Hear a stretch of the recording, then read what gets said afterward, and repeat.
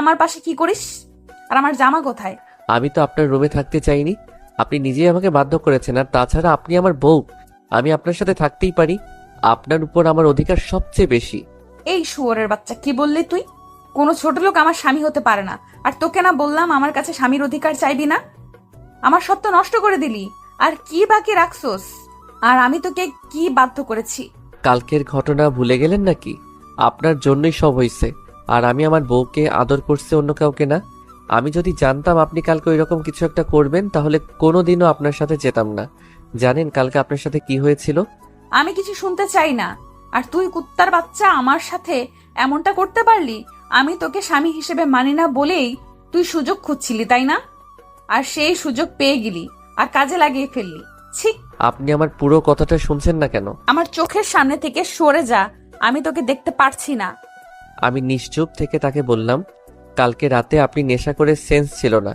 আর এই সুযোগ নিয়ে আপনার বান্ধবীর ভাই আপনার সাথে খারাপ কিছু করতে চাচ্ছিল। তাই তো আমি আপনাকে ওখান থেকে নিয়ে আসি। বাসায় নিয়ে আসার পর আপনার সেন্স ছিল না বলে আমাকে জড়িয়ে ধরেছিলেন এবং ছাড়ছিলেন না। আমি অনেক চেষ্টা করে নিজেকে ছাড়াতে না পেরে এই দুর্ঘটনাটা ঘটে। এরপর রুবি আমার সব কথা শুনে বলল, আমি তোর কথা বিশ্বাস করি না। তুই মিথ্যা কথা বলতেছিস আমার সাথে। তুই কি ভাবিস আমি কিছু বুঝি না? মিথ্যা কথা বলে তুই আমাকে ভোগ করলি।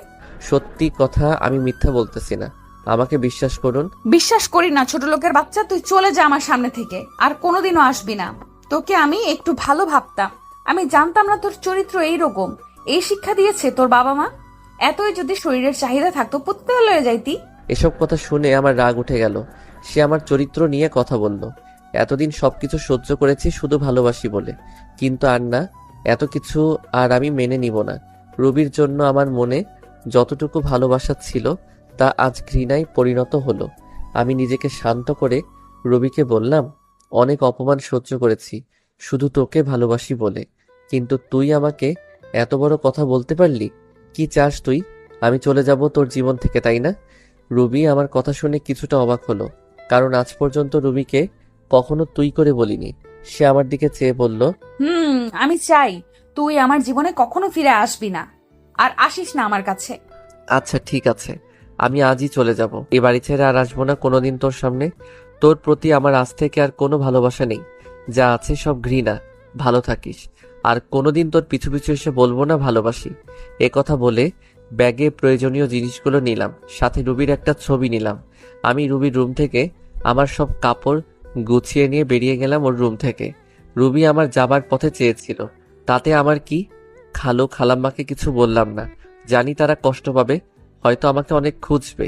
একটা দীর্ঘশ্বাস ফেললাম, পিছন ফিরে বাসাটাকে একবার ভালোভাবে দেখে নিলাম। কতগুলো বছর ছিলাম এই বাড়িতে। রুবির অবহেলায় আর আন্টি আঙ্কেলের ভালোবাসায় দিনগুলো কেটে যাইতো। এই বলে রাস্তায় আপন মনে হাঁটছি। ভাবতেই পারিনি আমার জীবনে এমন একটা দিন আসবে। প্রিয় মানুষটির থেকে আলাদা হতে হবে। বিধাতা কেন আমাকে এমন পরীক্ষার সম্মুখীন করলেন? কেন এত অবহেলিত আমি রুবির কাছে? কেন বুঝে না ওকে সত্যি ভালোবাসি? তবে ওর থেকে দূরে গিয়েও যদি ও আমার ভালোবাসা বোঝাতে পারি তাহলে তাই করব। চলে যাব অনেক দূরে, আর আসবো না ওর কাছে। আর কাউকে ছোট লোক বলতে হবে না, আর কাউকে গালাগালি করতে হবে না। আর কালকের কথাগুলো ভাবতে লাগলাম, কি থেকে কি হয়ে গেল। সামান্য ভুলের জন্য এত বড় শাস্তি পেতে হচ্ছে। কালকে রাতে যদি নিজেকে একটু কন্ট্রোল করতে পারতাম তাহলে আর এমন একটা সময় দেখতে হতো না। বুক ফেটে কান্না আসতে লাগলো। ভাবতেই কেমন জানি লাগে। জীবনে পথ চলতে হবে একা, পাওয়া হলো না রুবির ভালোবাসা। আমি তো শুধু একটু ভালোবাসাই চেয়েছিলাম ওর থেকে, তার বদলে কি পেলাম? শুধু অবহেলা। কোথায় যাব, আমি কি করব, কিছুই মাথায় আসছে না। ভাবলাম এই শহরে আর থাকবো না, চলে যাব এই শহর ছেড়ে। যেই শহর শুধু অবহেলা পেয়েছি সেখানে আর থাকবো না। আর ফিরে আসবো না এই শহরে, আর আসবো না রুবির কাছে, আপনজনের কাছে। এই কথা ভেবে চলে গেলাম রেল স্টেশনে। সেখান থেকে টিকিট কাটলাম সিলেটের। কিছু সময় পর ট্রেন ছেড়ে দিল। আমিও গিয়ে বসে পড়লাম ট্রেনে। ট্রেন চলছে আপন গতিতে। আর আমি ভাবছি, আজ যদি আমার মা বাবা বেঁচে থাকতো তাহলে আর এই দিন দেখা লাগতো না। মা বাবাকে খুব মিস করছি। কোথায় চলে গেলে তোমরা আমাকে একা করে? কেন নিয়ে গেলেন আমাকে ছেড়ে গেলে এই নিষ্ঠুর পৃথিবীতে, যেখানে শুধু অবহেলায় পড়ছি আমি তিলে তিলে? এই রে, আপনাদের তো পরিচয় দেওয়া হয়নি। আমি হলাম আরিফ, বাবা মায়ের একমাত্র সন্তান। আমি যখন ক্লাস 10-এ পড়ি তখন আমার মা বাবা রোড অ্যাক্সিডেন্টে মারা যায়। ভাগ্যক্রমে আমি বেঁচে যাই।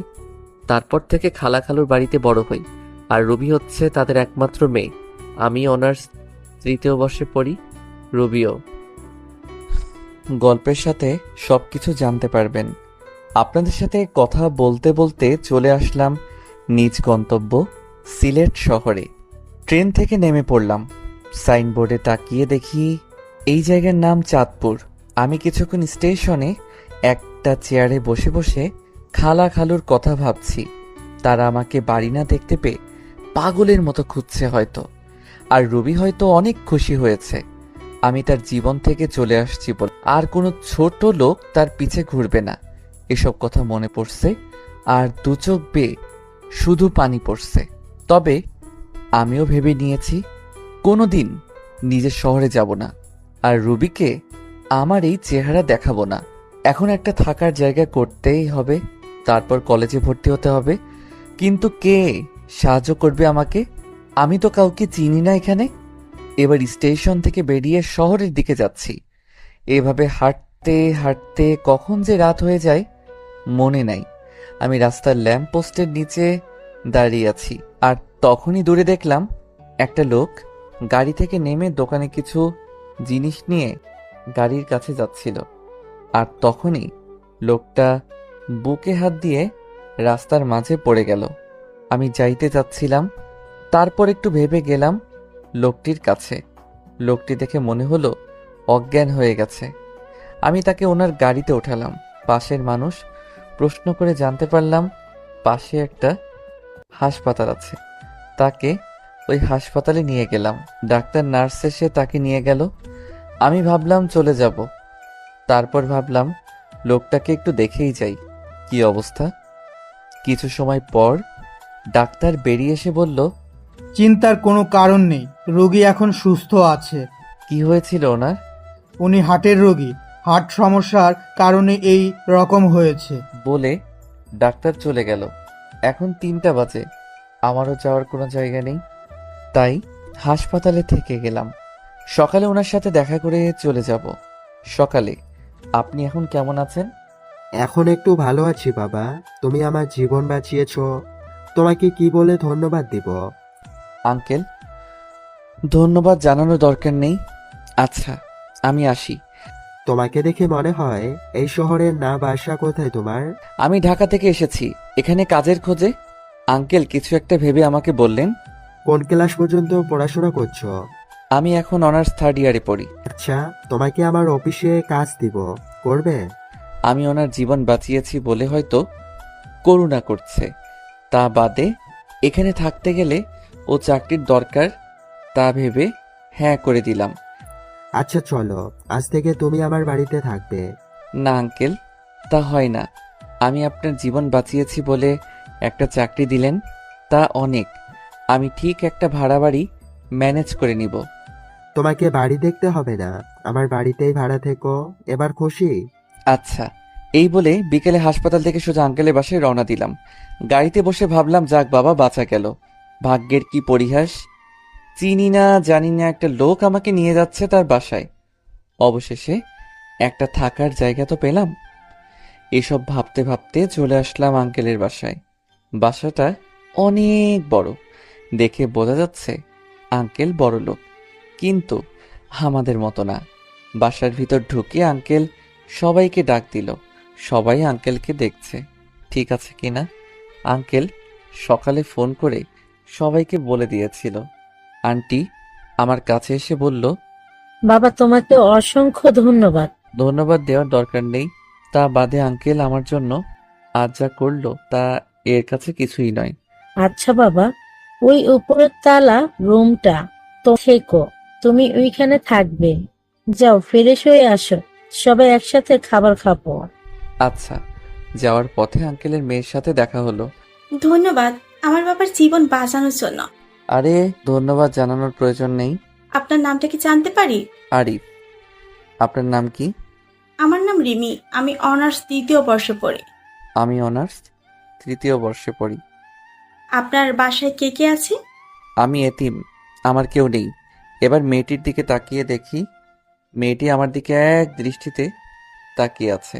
হয়তো আমার উপরে মায়া হচ্ছে। তারপর উপরে গেলাম, ব্যাগটা বেডের উপর রেখে ফ্রেশ হতে গেলাম।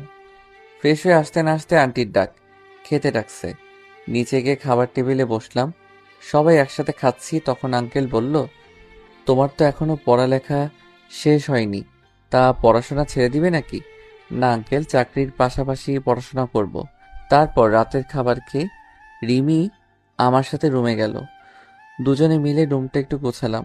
আসলেই রিমি মেয়েটা অনেক সুন্দর আর অনেক ভালো। তবে রিমি আমার দিকে একটু পরপর আর চোখে তাকাচ্ছে আর মিটমিট করে হাসছে। সকালে উঠে ফ্রেশ হয়ে হালকা নাস্তা করে রিমির সাথে তাদের কলেজে গেলাম। ভর্তির কাজ সব শেষ হলে 3টা ক্লাস করে বাইরে এসে দেখি রিমি আমার জন্য বাইরে দাঁড়িয়ে আছে। কেমন হলো আজকের ক্লাসগুলো? অনেক ভালো, আর কলেজটা অনেক সুন্দর, খুব ভালো লাগছে আমার। তারপর বাসায় চলে আসলাম। দুপুরে খাবার খেয়ে দিলাম একটা ঘুম থেকে উঠলাম বিকালে। তারপর রিমি আসলো আমার ঘরে। আরে রিমি, এখানে কেন? কেন আসতে পারি না বুঝি? আরে তোমার বাসা, তোমার ঘর, তুমি আসবে না তো কে আসবে? বলছিলাম কোনো দরকার ছিল নাকি, তাই বললাম। না, সেই রকম কিছু না, ভাবলাম তোমাকে নিয়ে একটু ঘুরতে যাব। আমি ভাবলাম এখানকার কিছুই তো চিনি না, তা ঘুরতে গেলে অনেক কিছু চিনা হবে, তাই হ্যাঁ বলে দিলাম। তারপর দুজনে মিলে বের হলাম ঘুরতে। রিমি নীল একটা শাড়ি পরেছে, দেখতে খুব সুন্দর লাগছে। মেয়েটার মনও ভালো। তারপর আমরা দুজন মিলে অনেক জায়গায় ঘুরলাম। কিছু খেয়ে বাসায় চলে আসলাম সন্ধ্যার দিকে। বাসায় এসে শুয়ে পড়লাম। মনে পড়লো ফোনের কথা, সেদিন বন্ধ করে রেখেছিলাম, ওইভাবে বন্ধ হয়ে আছে। ফোনটা হাতে নিয়ে ফোন থেকে সিম বের করলাম, সিমটা ভেঙে ফেললাম। তারপর আন্টি খেতে ডাকলো, খেতে গেলাম নিচে। সবাই একসাথে ডিনার করলাম। তারপর আমি চলে গেলাম আমার রুমে। আজকে তাড়াতাড়ি ঘুমাতে হবে, কালকে কলেজে যাব না, কালকে আঙ্কেলের সাথে তার অফিসে যাব কাজ বুঝে নিতে। এইভাবে ঘুমাতে যাচ্ছি, তাও ঘুম আসছে না। মনে পড়ে যাচ্ছে রুবির কথা। সে আমাকে যতই অবহেলা অপমান করুক না কেন, হাজার হয়েও সে আমার ভালোবাসার মানুষ। মানুষ প্রথম ভালোবাসার মানুষকে কখনো ভুলতে পারে না। আমার বেলাও তার বিকল্প হয় নাই। এই কথাগুলো ভাবছি আর চোখ দিয়ে পানি গড়িয়ে পড়ছে। এভাবে থাকতে থাকতে হারিয়ে গেলাম ঘুমের দেশে। চোখ খুলে দেখি 6টা বেজে গেছে। আমি উঠে ফ্রেশ হলাম, হয়ে রিমিদের ওখানে গেলাম। আসলে রিমিরা নিচে থাকে আর আমি দোতলায় থাকি। নিচে যেতে আন্টির সাথে দেখা, বসতে বলল। বসে থাকতে থাকতে একসময় আঙ্কেলও চলে আসলো। সবাই একসাথে বসে সকালে নাস্তা সেরে ফেললাম। তা আরিফ, তুমি আজ থেকে অফিসে জয়েন করতে চাও? হ্যাঁ আঙ্কেল, আজ থেকেই যাব, আর অফিসের পাশে বসে পড়াশোনাও চালিয়ে যাব। এই বলে আঙ্কেল আর আমি বেরিয়ে পড়লাম বাসা থেকে অফিসের উদ্দেশ্যে। অফিসে গিয়ে আঙ্কেল সবাইকে ডাক দিলেন। সবাই আঙ্কেলের পাশে আসলেন। আঙ্কেল আমাকে দেখিয়ে দিয়ে বললেন, এর নাম আরিফ, এ এখন থেকে এখানে কাজ করে, আজ থেকে জয়েন্ট করলো। তারপর সবার সাথে আমি কুশল বিনিময় করলাম। এরপর আঙ্কেল ম্যানেজারকে বলে গেলেন আপনি কাজ বুঝিয়ে দিতে। ম্যানেজার সাহেব আমাকে একটা কেবিনে নিয়ে গেলেন এবং অফিসে কাজগুলো বুঝিয়ে দিয়ে চলে গেলেন। এই কাজ করতে করতে দুপুর হয়ে গেল। পিয়ন এসে বলে গেলেন আঙ্কেল নাকি ডাকছে। তাই আমি আঙ্কেলের কাছে গেলাম। স্যার আমাকে ডেকেছেন? আঙ্কেল রাগী গলায় বলল, তুমি আমাকে আঙ্কেল ডাকছো যে? এটা তো অফিস, এখানে আপনি আমার বস, তাই আঙ্কেল ডাকলে কেমন দেখায় না? তোমাকে ডাকছিলাম, আজ আর কাজ করতে হবে না, চলো বাসায় যাব, কাল থেকে এসো। আচ্ছা চলেন। এই বলে আমি আর আঙ্কেল বেরিয়ে পড়লাম অফিস থেকে বাসার উদ্দেশ্যে। বাসায় আসলাম, রুমে গিয়ে ফ্রেশ হয়ে নিচে আসলাম। তখনই দেখলাম রিমি আসছে কলেজ থেকে। রিমি গেল ফ্রেশ হতে। ফ্রেশ হয়ে আসলে সবাই একসাথে খাবো। তারপর আঙ্কেল, রিমি সবাই আসলো খাবার খেয়ে। আমি আমার রুমে গিয়ে ঘুমিয়ে পড়লাম। বিকেলে উঠে বাইরে গেলাম, নতুন সিম কিনতে হবে, আগের সিমটা নষ্ট করে ফেলেছি যাতে কেউ যোগাযোগ করতে না পারে। তারপর একটু ঘোরাঘুরি করে বাসায় এসে রিমিদের ওখানে গিয়ে রাতের খাবার খেয়ে চলে গেলাম রুমে। কাল আবার অফিসে যেতে হবে। এভাবেই কেটে গেল অনেক দিন। তাও আমার মন থেকে রুবিকে মুছে ফেলতে পারলাম না। যখনই তার কথা মনে হয় অনেক কষ্ট হয়। কি করব, ভালোবাসি যে তাকে। এখন আর রিমিদের ওখানে প্রয়োজন ছাড়া যাই না। এখন আমি নিজেই রান্না করে খাই, আর কতকাল মানুষের বাসায় খাবো। আমার জন্য যা করেছে সেটাই অনেক। রিমিদের বাসায় যাই না দেখে রিমি প্রতিদিনই কিছু না কিছু নিয়ে আসে আমার জন্য, বারণ করা সত্ত্বেও নিয়ে আসে। তবে রিমির ব্যবহার দেখে আমি খুব অবাক হই। মেয়েটা এত ভালো, আর মাঝে মাঝে রিমির আচরণ দেখে মনে হয় রিমি আমাকে খুব ভালোবাসে। আমার কখন কি লাগবে সবসময় চোখে চোখে রাখবে, কেয়ার করবে, মিষ্টি শাসন করবে। রিমির মিষ্টি শাসন আর কেয়ারগুলো খুব ভালো লাগে। কিন্তু আমি যে তাকে ভালোবাসতে পারবো না। আমার মন যে অনেক আগে একজনকে দিয়ে ফেলেছি। দূরে আছি তো কি হয়েছে, দূর থেকেও মানুষকে ভালোবাসা যায়। একদিন আমি কলেজে এক মেয়ে বান্ধবীর সাথে কথা বলেছি আর সামনে গেটের দিকে যাচ্ছি। মেয়েটা আমার খুব কাছের মনে করে, সে আমার হাত ধরে হাঁটছে আর তখনই দেখি সামনেই রিমি, কিন্তু তার চোখ দিয়ে অনবরত পানি বের হচ্ছে। আমি আমার বন্ধুর কাছ থেকে বিদায় নিয়ে যেই রিমির কাছে যাব তখনই রিমি আমাকে অনেক জোরে একটা থাপ্পড় মারলো। থাপ্পড় মেরে রিমি চলে গেল বাসায়, আর আমি মাথা নিচু করে দাঁড়িয়ে আছি। চোখ দিয়ে 2 ফোঁটা নোনা জল বেরিয়ে আসলো। আবার সেই পুরনো কথা মনে করিয়ে দিল। রুবি ঠিক একইভাবে আমাকে চড় মেরেছিল। আমার এক খুব কাছেরই মানুষ, খুব কষ্ট পেয়েছিলাম তখন। রিমি আমাকে থাপ্পড় মারলো, তখন 1000 গুণ কষ্ট পেয়েছিলাম। কলেজের পর আমি আর রিমিদের বাড়ি যাইনি, একটা চায়ের দোকানে বসেছিলাম। বসে থাকতে থাকতে সন্ধ্যা হয়ে আসছে। রিমি আমাকে থাপ্পড় মেরেছে, এই জন্য আমি কষ্ট পাইনি। রিমি আমাকে থাপ্পড় মেরে আমার পুরনো কথা মনে করে দিয়েছে, তাই খুব কষ্ট হচ্ছে। তাই বসে আছি আর সিগারেট খাচ্ছি। হঠাৎ করে ফোনটা বেজে উঠলো, হাতে নিয়ে দেখি রিমি ফোন করেছে, বাসায় যেতে বলছে। তাই আর বসে থাকলাম না, বাসার দিকে রওনা হলাম। কিছুক্ষণ হাঁটার পর বাড়ি চলে আসলাম। দরজার কাছে এসে দেখলাম দরজা আগে থেকে খোলা। আরে চাবি তো আমার কাছে, দরজা কে খুললো? ভিতরে গিয়ে দেখি রিমি। তাহলে রিমি খুলেছে। আসলে বাড়িওয়ালার কাছে আরেক সেট চাবি ছিল। রুমে ঢুকতে রিমি বলে উঠলো, কোথায় ছিলে তুমি? জানো আমি কত কান্না করেছি তোমার জন্য, কত চিন্তায় ছিলাম। এবার রিমি দৌড়ে এসে আমাকে জড়িয়ে ধরে জোরে জোরে কান্না করে দিল। আমি তো বেশ অবাক হলাম। রিমি, তুমি কি করছো? ছাড়ো আমায়। না, ছাড়বো না। তুমি কিচ্ছু বোঝো না, আমি তোমাকে কতটা ভালোবাসি। তোমার সাথে অন্য কাউকে দেখতেই পারি না। আমি তোমাকে অনেক অনেক ভালোবাসি। রিমি, তোমার মাথা ঠিক আছে? কি বলছো এসব? পাগল হয়ে গেলে নাকি? হ্যাঁ, আমি পাগল হয়ে গেছি, তোমার প্রেমে পাগল। আমি তোমাকে ছাড়া বাঁচবো না। আমি তোমাকে ভালোবাসি না। আর সবচেয়ে বড় কথা, আঙ্কেল আমাকে অনেক বিশ্বাস করে এখানে নিয়ে এসেছে। আমি তার বিশ্বাস কখনো নষ্ট করব না। বাবার কথা বলছো? বাবাকে আমি বুঝিয়ে বলবো। তুমি যাই করো, আমি তোমাকে ভালোবাসতে পারবো না। তুমি যদি বেশি বাড়াবাড়ি করো তাহলে আমি এই বাড়ি ছেড়ে চলে যাব। না না, তোমাকে বাড়ি ছেড়ে যেতে হবে না, আমি চলে যাচ্ছি। এই কথা বলে রিমি কাঁদতে কাঁদতে চলে গেল। যা ভয় পেয়েছিলাম তাই হলো। যারে ভালোবাসি সে আমাকে ভালোবাসে না, আর যাকে ভালোবাসি না সে আমাকে ভালোবাসে। এরপর থেকে রিমির সাথে আর দেখা হয়নি, তাদের ওখানেও যাইনি। কি বলবো রিমিকে? আমি যে তাকে ভালোবাসতে পারবো না। আমি বিবাহিত। এই ভেবে কয়েকদিন চলে গেল। একদিন আঙ্কেল তাদের বাসায় যেতে বললেন, আমিও গেলাম। আরে তুমি আমার মেয়েকে বাঁচাও। কি হয়েছে রিমির? কয়েকদিন ধরে ঘর থেকে আর বের হয় না, খাওয়া দাওয়া কিছু করে না, শুধু বলে আরিফকে এনে দাও। বাবা, তুমি আমার মেয়েকে বিয়ে করো। না আঙ্কেল, এটা হয় না। আমি রিমিকে বিয়ে করতে পারবো না। আপনি আমাকে যে উপকারটা করেছেন তা আমি জীবন দিয়ে হলেও শোধ করতে পারবো না। কিন্তু আমি জেনে শুনে আমার জীবনের সাথে আরও একটা জীবন নষ্ট করতে পারবো না। কেন বাবা, কি হয়েছে? আমাকে একটু খুলে বলো। আমি বললাম রিমিকেও ডাক দিতে। তারপর আঙ্কেল আন্টি রিমি সবাইকে উদ্দেশ্য করে বললাম, আমি বিবাহিত। আমার এই কথা শোনার জন্য মনে হয় কেউ প্রস্তুত ছিল না। সবাই একসাথে বলে উঠল, কি? তুমি যে বললে তোমার কেউ নাই, তুমি এতিম, তাহলে? আসলে আমি এতিম হলেও আমার খালাখালুর বাড়িতে বড় হয়েছি এবং আমার বউ আছে। তাহলে তুমি এখানে কেন, পরিবার ছেড়ে? সে এক দুঃখের কাহিনী, শুনুন তাহলে। সবাইকে বলতে লাগলাম, আমি আরিফ। সবেমাত্র আমি এসএসসি পাশ করেছি, 4.97 পয়েন্ট পেয়েছি। আজ আমি অনেক খুশি। বাসায় থেকে বেরিয়ে রেস্টুরেন্টের উদ্দেশ্যে রওনা দিলাম, কারণ মিষ্টি তো নিতেই হবে। মিষ্টি নিয়ে বাসায় এসে সবাইকে খাওয়াইলাম। তারপর খাওয়া দাওয়া করে শুয়ে আছি। এমন সময় আমার ফোন চিল্লাচিল্লি করতেছে, মানে কেউ বা ফোন দিয়েছে। স্ক্রিনে তাকিয়ে দেখি মামুন ফোন দিয়েছে। রিসিভ করতেই, কিরে শালা, 4টা বাজতে চললো, আজ আড্ডায় আসবি না? ভুলেই গিয়েছিলাম। তোরা আয়, আমি আসছি। সবাই আসছে, তুই তাড়াতাড়ি আয়। আচ্ছা, 5 মিনিট অপেক্ষা কর। ওকে।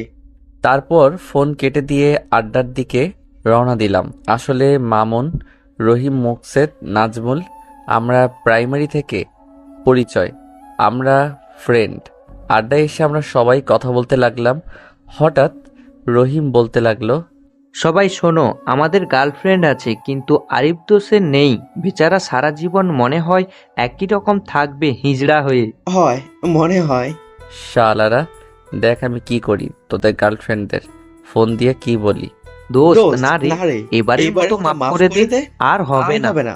ওকে, মনে থাকে যেন। সেই সময় আম্মুর ফোন আসলো। আমি ফোন বের করে বললাম, হ্যাঁ আম্মু বলো। তুই কোথায় আছিস? এই তো বন্ধুদের সাথে আড্ডা দিচ্ছি। এখন আর আড্ডা দিতে হবে না, বাসায় আয়, দরকার আছে। আচ্ছা। বন্ধুর কাছ থেকে বিদায় নিয়ে বাসায় আসলাম। এসে ফ্রেশ হয়ে খাবার টেবিলে বসলাম। তোর তো পরীক্ষা শেষ, আর তোর আব্বু অনেকদিন পর ছুটি পেয়েছে, তাই ভাবলাম তোর খালার বাড়ি থেকে ঘুরে আসবো। কি বলিস?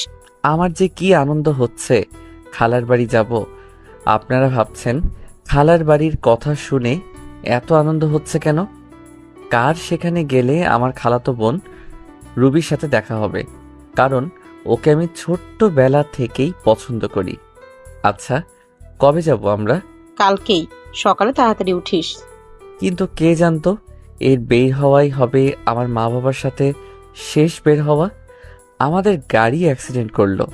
আমি গাড়ি পিছনের সিটে থাকায় কোনো মতে বেঁচে যাই, কিন্তু আমার মা বাবা আর বাঁচল না। মা বাবা চলে যাওয়ার পর আমি অনেক ভেঙে পড়ি। তখন খালা খালু তাদের বাড়ি নিয়ে গেল এবং ওখান থেকেই বড় হই। খালা আমাকে নিজের ছেলের মতোই ভালোবাসতো, কিন্তু রুবি যাকে আমি ভালোবাসি সে ছিল খুবই অহংকারী। আমাকে সে পছন্দ করতো না, বলতে গেলে আমাকে দেখতেই পারতো না। আমাকে অনেক অবহেলা করে, কলেজে যেও আমার সাথে খারাপ ব্যবহার করে। এভাবে দিন পার করতে লাগলাম। এখন আমি ভার্সিটিতে পড়ি। একদিন আমার বন্ধু আমাকে বলে সে একটা মেয়েকে পছন্দ করে। আমাকে একটা লাভ লেটার দিয়ে বলল ওই মেয়েটাকে দিতে। আমার আবার ওই মেয়েটার সাথে ভালো সম্পর্ক ছিল, তাই লাভ লেটারটা নিয়ে ওই মেয়েকে ডাক দিয়ে চিঠিটা ওর হাতে দিলাম। সে সময় রুবি পাশ দিয়ে যাচ্ছিল। এসব দেখে মেয়েটার হাত থেকে চিঠিটা নিয়ে, তো সাহস কি করে হয় ওই মেয়েকে প্রেমপত্র দেওয়ার? আমি ইচ্ছা করে দেইনি। তোকে আর কিচ্ছু বলতে হবে না। তোদের মতো কিছু ছেলের জন্যই আজকে মেয়েরা সমাজে অবহেলিত। কয়েকদিন পর ভার্সিটিতে এসেই মেয়েদের প্রেমপত্র দেওয়া শুরু। জানি না সামনে আর কি করবি। তোকে দেখে তো মনে হয় একদম নিষ্পাপ বাচ্চা, কিন্তু তুই যে এমন একটা কাজ করবি তা তোকে দেখে কেউই বুঝতে পারবে না। আর শোন, আর কখনো কোনো মেয়ের সাথে এরকম করবি না। মাথা নিচু করে দাঁড়িয়ে আছি। অনেক ছাত্রছাত্রী দাঁড়িয়ে আমাকে দেখছে। কোনো কিছু না করে ও এইভাবে সবার সামনে অপমানিত হলাম। অবশ্য রুবির কাছ থেকে অপমানিত হওয়া আমার কাছে নতুন কিছু নয়। সেই ওর বাড়িতে আসার পর থেকেই অপমানিত হয়ে আসছি, বাবা মা মারা যাওয়ার পর থেকে। সরি বন্ধু, আমার জন্য তোর এমনটা হলো। আরে এসব কিছু মনে করিনি। চল। কলেজ থেকে বের হয়ে আসলাম আর ভাবতে থাকলাম রুবি কেন আমার সাথে এরকম আচরণ করে। বাসায় গিয়ে কিছু খেয়ে ঘুমিয়ে পড়লাম। পরের দিন ঘুম থেকে উঠতে একটু দেরি হয়ে গেছিল, তাই ভার্সিটি যেতে একটু দেরি হলো। কি ব্যাপার, এত দেরি হলো কেন? সরি স্যার, আর হবে না। আচ্ছা যাও। ক্লাস শেষ করে বাসায় চলে আসলাম।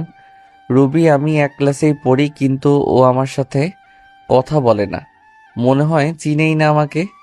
বাসায় আসতে আসতে 2টা বেজে গেল।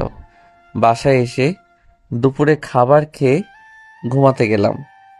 বিকেলে বাহির থেকে ঘুরে এসে পড়তে বসলাম। 10টার দিকে খাবার খেয়ে ঘুমিয়ে গেলাম। ঘটনা ঘটলো সকালে। হারিফ শোন, তোরা এখন অনেক বড় হয়ে গিয়েছিস। আমি আর তোর খালু চাই তোকে রুবির সাথে বিয়ে দিতে। তোর কোনো আপত্তি আছে? আমি ভাবলাম সকালে আজ কার মুখ দেখে উঠেছিল যে খালা নিজে এসে বিয়ের কথা বলছে। আমি যেহেতু রুবিকে পছন্দ করি প্লাস ভালোবাসি, তাই আর না করলাম না। ভাবলাম রুবি ঠিক একদিন আমাকে ভালোবাসবে, আমার কোনো আপত্তি নেই। কিন্তু রুবি কি এ বিয়ে করতে রাজি হবে? সেটা তুই আমাদের উপর ছেড়ে দে। তারপর খালাম্মা চলে গেল। আমি জানতাম রুবি এই বিয়ে মানতে চাইবে না, কিন্তু খালা খালুর জোড়াজড়িতে হ্যাঁ বলে দিছে। দেখতে দেখতে আমাদের বিয়েটাও ভালোভাবে হয়ে গেল। আমি এখন যাচ্ছি বাসর ঘরে। ঘরে গিয়ে দেখলাম রুবি খাটের উপরে বসে আছে। আমি কিছুটা সাহস নিয়ে গেলাম তার কাছে। যেই খাটে বসলাম আর রুবি বলতে শুরু করলো, এই ছোট লোকের বাচ্চা, আমার কাছে একদম আসবি না, এখান থেকে চলে যা। রুবি, আমরা তো এখন স্বামী স্ত্রী। আমি তোকে স্বামী হিসেবে মানি না। আর তুই কি ভাবলি তোর মতো ছোট লোককে আমি বিয়ে করতে রাজি হব? হ্যাঁ, বাবা মায়ের জোরাজোরিতে এই বিয়ে করছি। রুবি, আমি তোমাকে অনেক ভালোবাসি, প্লিজ তুমি আমাকে মেনে নাও। দেখো, আমি তোমাকে অনেক সুখেই রাখবো। তোর মতো ছোট লোককে আমি ভালোবাসবো কোনো প্রশ্নেই আসে না। আর তুই কোনো দিন আমার কাছে স্বামীর অধিকার খাটাতে আসবি না। আর শোন, এই কথাগুলো মা বাবা যেন জানতে না পারে। যা, মেঝেতে গিয়ে শুয়ে পড়। আমি একটা বালিশ নিয়ে নিচে শুয়ে পড়লাম। আমি জানতাম রুবি আমাকে মানবে না, কিন্তু কিছুদিন পর সব ঠিক হয়ে যাবে এই আশা নিয়েই থাকা।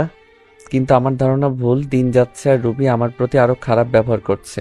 রুবি কাপড় চেঞ্জ করছিল, আমি জানতাম না।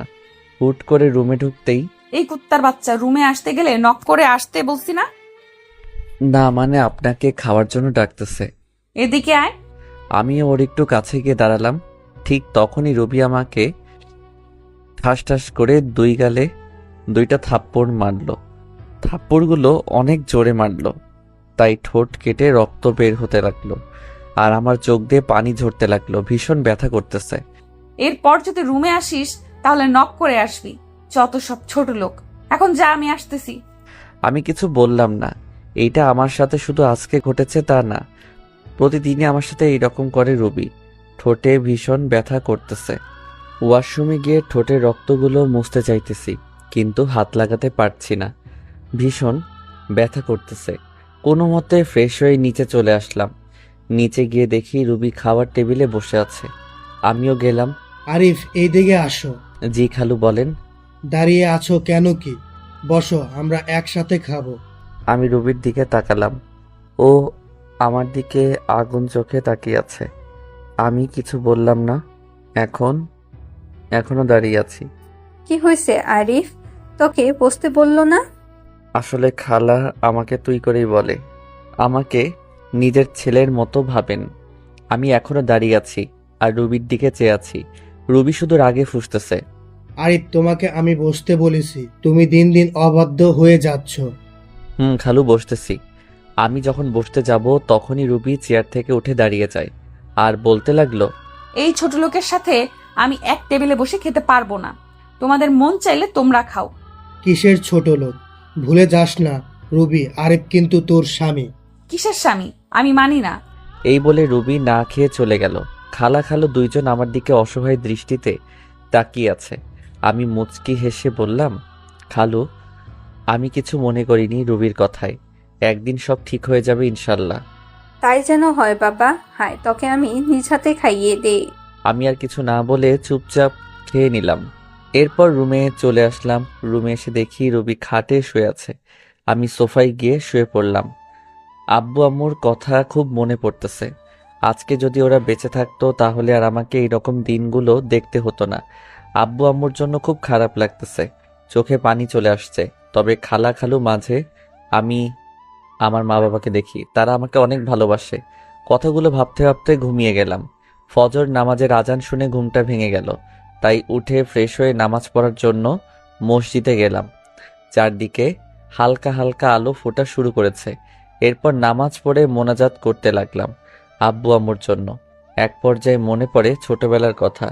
আব্বুকে ঘোড়া বানিয়ে তার পিঠে চওড়া আব্বুর সাথে স্কুলে যাওয়া, কান্না চলে এসেছে। বলতে লাগলাম, কেন তোমরা আমাকে একা করে চলে গেছো? তোমাদের সাথে নিলে না কেন?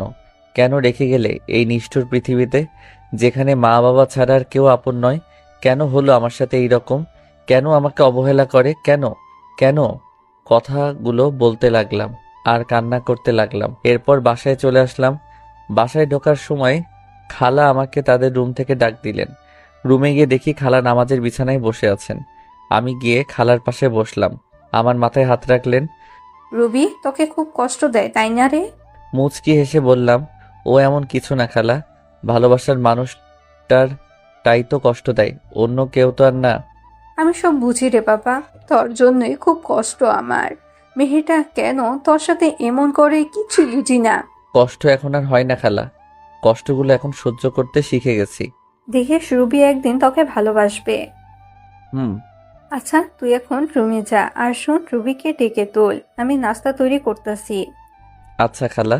এরপর রুবিকে ডাক দেইনি, কারণ ওকে ডিস্টার্ব করলে আবার আমার কপালে খারাপই আছে। ভালোবাসি তাই ওকে কিছু বলতেও পারি না। রুবিকে না ডেকে আমি কলেজে যাওয়ার জন্য রেডি হয়ে নিলাম। এরপর আবার নিচে চলে গেলাম, গিয়ে দেখি রুবি নিচে নাই। খালা, রুবি কই? কেন তোকে না বললাম ও ঘুম থেকে ডেকে তুলতে? ও খালা, ভুলে গেছি। আচ্ছা গিয়ে নিয়ে আয়। এরপর আমি রুবিকে ডাকতে চলে গেলাম। এরপর ডাক দিলাম কিন্তু কোনো উত্তর দিল না। আবার ডাক দিলাম, এরপর ওপার থেকে রুবি বলল, কি হয়েছে? সকালবেলা তো চিল্লাচিল্লি করছিস কেন? আপনাকে আন্টি ডাকছে, তাড়াতাড়ি নিচে আসতে, কলেজে যেতে হবে, পরে কিন্তু দেরি হয়ে যাবে। যা তো তুই, আমি আসতেছি, আর ডিস্টার্ব করবি না আমাকে। এরপর আমি আর কিছু না বলে চলে আসলাম। নিচে গিয়ে আমি নাস্তা করে নিলাম। এরপর রুবি নিচে আসতে লাগলো। আজকে খুব সুন্দর লাগতেছে, গোলাপি রঙের একটা ড্রেসে, কানের ফুল, চুড়ি আর হালকা লিপস্টিক, আর সব মিলিয়ে জাস্ট অসাম লাগতেছে। আমার হা করে তাকিয়ে থাকা দেখে রুবি আমাকে বলল, কুত্তার মতো এভাবে তাকিয়ে আছিস কেন, শুয়োরের বাচ্চা? রুবির কথাটি সোজা গিয়ে আমার বুকে লাগলো। কি এক কপাল নিয়ে পৃথিবীতে এসেছি, নিজের বউয়ের দিকে তাকালেও গালি শুনতে হয়। ওই সময় শুধু চোখে পানি ছলছল করতেছে। আদিক্ষেতা না করে গাড়ি বের কর, কলেজে যাব। আমি আর কিছু না বলে গাড়ি বের করে রুবির জন্য অপেক্ষা করতে লাগলাম। কিছুক্ষণ পর রুবি আসলো। এরপর আমরা কলেজে চলে আসলাম। তুই গাড়ি পার্ক করে ক্লাসে চলে যা। যদি কোথাও যাস বা কারোর সাথে কথা বলিস তাহলে তোর অবস্থা খারাপ করে দিব। আমি শুধু মাথা নাড়ালাম। আমি খেয়াল করলাম ওর বান্ধবী ওকে বলতে লাগলো, রুবি তুই সব সময় আরিফের সাথে এই রকম করিস কেন? ছেলেটা কত স্মার্ট আর খুব ভালো, তাহলে কেন সব সময় অবহেলা করিস, কেন খারাপ আচরণ করিস? আর বড় কথা, ও এখন তোর স্বামী, তবুও কেন ওর সাথে খারাপ ব্যবহার করিস? কিসের স্বামী? হ্যাঁ, আর তোকে আমি বলে রাখলাম কোনো দিনও আমাকে কিছু শেখাতে আসিস না। আর এত যদি দরদ হয় তাহলে তুই ও ছোট লোকটাকে বিয়ে করে নে, তাহলে আমিও উদ্ধার হব। আমিও তো চাই, কিন্তু জানি ও তো তোকে ভালোবাসে। আমি হাজার চাইলেও আমার হবে না জানি, ওইটা আমি ভালোভাবে জানি। আরিফ আমাকে ভালোবাসে তুই কিভাবে জানিস? তোকে যদি ভালোই না বাসতো তাহলে তোর এত অবহেলা সহ্য করতো না, তোর এত খারাপ আচরণ মুখ বুঝে সহ্য করতো না। আফসোস, আরিফের মতো কেউই আমার জীবনে এলো না। ভালোবাসা না ছাই, ছোট লোকের আবার ভালোবাসা। এই বলে ওরা ক্লাসে চলে আসতে লাগলো। তাই আমি তাড়াতাড়ি করে ক্লাসে চলে আসলাম। রুবির কথাগুলোতে খুব কষ্ট পেলাম। এরপর ক্লাসগুলা শেষ করে চলে আসলাম বাড়িতে। এইভাবে কাটতে থাকে দিন, আর রুবির অবহেলা প্রতিনিয়ত সহ্য করতে হচ্ছে। ভালোবাসার মানুষটির অবহেলা কত কষ্টের তা যদি রুবি জানতো তাহলে আমাকে এইভাবে অবহেলা করতো না। বসে আছি নিজের রুমে, তখন রুবি আসলো আমার রুমে। আজকে সন্ধ্যায় আমার এক বান্ধবীর জন্মদিনের পার্টি আছে, আমার সাথে তুইও যাইবি, তাই তাড়াতাড়ি রেডি হয়ে নিস। যদি দেরি করিস তাহলে তোর কপালে খারাপই আছে। আমি শুধু মাথা নেড়ে হ্যাঁ সূচক উত্তর দিলাম। এরপর সন্ধ্যায় রেডি হয়ে গাড়ি নিয়ে বাইরে অপেক্ষা করতে লাগলাম। রুবি আসতেছে, আজকে ও খুব সুন্দর লাগতেছে, কিন্তু ওই সৌন্দর্য আর দেখা হলো না। নিজেকে থেকে মুখ ফিরিয়ে নিলাম, জানি আমাকে এভাবে তাকিয়ে থাকতে দেখলে আবার গালি দিবে। কি হয়েছে? গাড়ি চালাস না কেন? এই তো চালাইতেছি। আমাদেরকে কোথায় যেতে হবে? চলতে থাক, আমি বলতেছি কোথায় যেতে হবে। ভেতরে গিয়ে এক জায়গায় বসে থাকবি, ওইখানে কেউ কিন্তু জানে না তুই আমার স্বামী, আর জানতেও যাতে না পারে, বুঝতে পারলি? আমি মাথা নাড়ালাম, ভিতরে চলে গেলাম। গিয়ে রুবি ওর বান্ধবীদের সাথে কথা বলছে। আমি একটা সিটে বসে ওকে দেখছি। এক পর্যায়ে জন্মদিনের কেক কাটা হলো। জন্মদিনের পার্টি বলে কথা, সেখানে দেখলাম রুবির বান্ধবী সবাই মিলে ড্রিঙ্কস করছে। কিন্তু এ কি, রুবি তো এসব খায় না। আমি দেখলাম রুবিও ড্রিঙ্কস করছে। যাকগে, যা করার করুক, আমার কি। আমি আনমনে বসে আছি। বসে থাকতে থাকতে এক পর্যায়ে চোখ গেল রুবির দিকে। দেখছি রুবির সাথে একটা ছেলে ঢলাঢলি করছে। তা দেখে তো আমার মাথা পুরো গরম হয়ে গেল। রুবি প্রচুর ড্রিঙ্কস করায় কিছু বুঝতে পারছে না। ছেলেটা দেখছি রুবির সাথে খারাপ কিছু করার চেষ্টা করছে। তাই আর এসব না দেখতে পেয়ে চলে গেলাম ওর কাছে। গিয়ে সোজা রুবির গালে একটা থাপ্পড়। এরপর আমি গিয়ে ছেলেটিকে ইচ্ছা মতো মারতে লাগলাম। শালা, আমার বউয়ের দিকে খারাপ দৃষ্টিতে তাকাচ্ছিস? মারতে মারতে প্রায় ছেলেটিকে আধামরা করে ফেলি। তখনই রুবির বান্ধবী, যার আজ জন্মদিন, সে এসে আমাকে আটকায়, বলে, ভাইয়া সরি, আমার ভাই এই রকম কাজ করবে আমি তা জানতাম না, ভাইয়া ক্ষমা করে দিন। এরপর ছেলেটির মুখ টিপে ধরে বলতে লাগলাম, তোর ভাগ্য ভালো, তোকে ছেড়ে দিলাম। আর শুনে রাখ, রুবি আমার, শুধুই আমার। ওর দিকে যে চোখ তুলে তাকাবে আমি ওর চোখ উপড়ে ফেলবো। Mind it. রুবি কিছু বলছে না, হয়তো বেশি ড্রিঙ্কস করার কারণে এইরকম হয়েছে। তাই আমি রুবিকে কোলে তুলে নিয়ে নিচে চলে আসলাম, আর সবাই আমাদের দিকে তাকিয়ে আছে। এরপর গাড়ি করে রুবিকে নিয়ে আসলাম। গাড়ি থেকে রুবিকে কোলে করে নামিয়ে ওর রুমে নিয়ে আসলাম। এরপর তাকে তার খাটে শুইয়ে দিলাম। রুবি আমার গলা জড়িয়ে ধরে আছে। আমি নিজেকে ছুটাতে চাইলাম, কিন্তু পারলাম না। রুবি আমাকে টান দিয়ে ওর বুকের মাঝে ফেলে দেয়। ওর গরম নিঃশ্বাস আমি অনুভব করতে পারছি। ওর শরীর থেকে আলাদা একটা গন্ধ আসতেছে, যা আমাকে পাগল করে দিচ্ছে। রুবি আমাকে ওর বুকের মাঝে জড়িয়ে নেয়। আমি কোনো মতে নিজেকে ছাড়িয়ে উঠতে চাইলাম, কিন্তু পারলাম না। এই কি করছেন? কি ছাড়েন আমাকে। হুম, তোমাকে আজকে ছাড়তেছি না। মানে কি বলতে চান আপনি? দেখেন, আমাকে বলতে পারলাম না। রুবি আমার আর ওর ঠোঁট জোড়া এক করে নিলাম। আমি কিছু করতে পারছি না। আমার হাত পা ঠান্ডা হয়ে আসতেছে। আমি জানি রুবি এইসব কিছু নেশার ঘরে করতেছে। আমার এইরকম করা ঠিক হবে না, তাই নিজেকে ছুড়াতে চাইলাম, কিন্তু পারতেছি না। রুবি আমাকে এখনো খুব জোরে জড়িয়ে ধরে আছে, আর আমার ঠোঁট চুষতেছে। আমিও ধীরে ধীরে দুর্বল হতে লাগলাম। আমিও রুবির ডাকে সাড়া দিলাম। রুবি, আমার বউয়ের উপর আমার অধিকার আছে, আর যা হবার পরে ভেবে দেখা যাবে। ধীরে ধীরে দুইজন তলিয়ে গেলাম ভালোবাসার গভীর সাগরে। সকালবেলা আমার ঘুম ভেঙে যায়। আমি এখনো রুবির বুকের মাঝে আছি, আর রুবি আমাকে জড়িয়ে রেখে। রুবির শরীরে কোনো কাপড় নেই। আমি নিজেকে ছাড়িয়ে রুবির কপালে একটা চুমু দিলাম। আমার স্পর্শে রুবির ঘুম ভেঙে যায় এবং আমাকে দেখে চমকে ওঠে। তুই এখানে কি করিস? আমার পরনের কাপড় কোথায়? এরপর তো সবকিছু আপনারা জানেন কি হলো আমার সাথে, আর না জানলে দেওয়া আছে, গিয়ে জেনে আসুন। এরপর আমার সাথে রুবি কি করলো, আমি কেন বাসা ছেড়ে চলে আসলাম, সবকিছু আঙ্কেল, আন্টি, রিমি সবাইকে বললাম।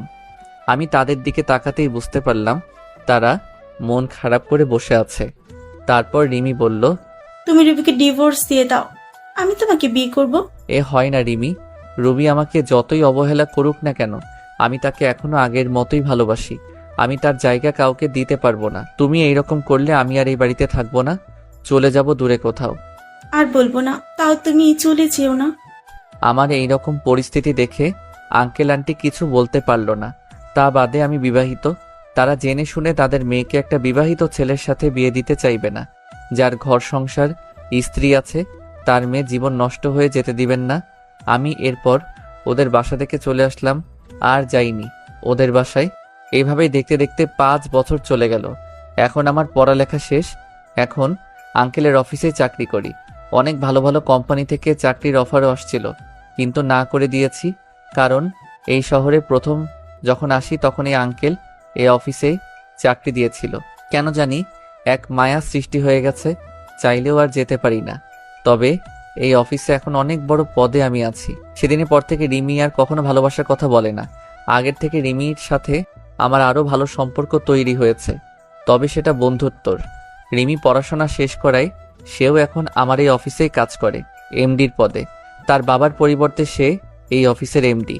আমরা প্রতিদিন একসাথে করেই অফিসে যাই। আজ আমি প্রতিষ্ঠিত। আমার কোনো চিন্তা, কোনো চাপ নেই, আর কোনো অবহেলা নেই, কারো অপমান। আর কেউ ডাকে না ছোট্ট লোক বলে, কারো হাতে থাপ্পড় খেতে হয় না। তবে এই কয়েক বছরে আমার কয়েকবার রবির কথা মনে পড়ে। এমন কোনো রাত নেই যে আমার রবির কথা মনে পড়ে নাই। তবে নিজেকে এখন মানিয়ে নিতে শিখেছি। এমনিভাবে আমার দিন যেতে লাগলো।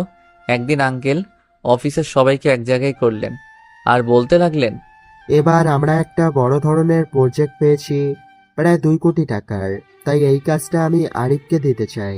আরিফ, তুমি কালকে বেরিয়ে পড়ো। প্রজেক্টের কাজটা ঢাকায়। ঢাকা কথাটা শুনে আমার মাথা ধরে গেল। আমি বলতেও পারছি না যে এই কাজটা আমি করতে পারবো না, এত বড় প্রজেক্ট যে। তাই কিছু বললাম না। বাসায় এসে শুনলাম রিমিও যাচ্ছে আমার সাথে এই প্রজেক্টের কাজে। আঙ্কেল বলল, তোমাকে ওখানে থাকার কোনো চিন্তা করতে হবে না। রিমির ফুপুর বাড়ি ওখানেই তোমরা থাকবে কাজ শেষ না হওয়া পর্যন্ত। সকালে বের হব, তাই রাতে সবকিছু গুছিয়ে নিলাম এবং ঘুমিয়ে গেলাম। সকালে রিমি আর আমি রওনা হলাম ঢাকার উদ্দেশ্যে।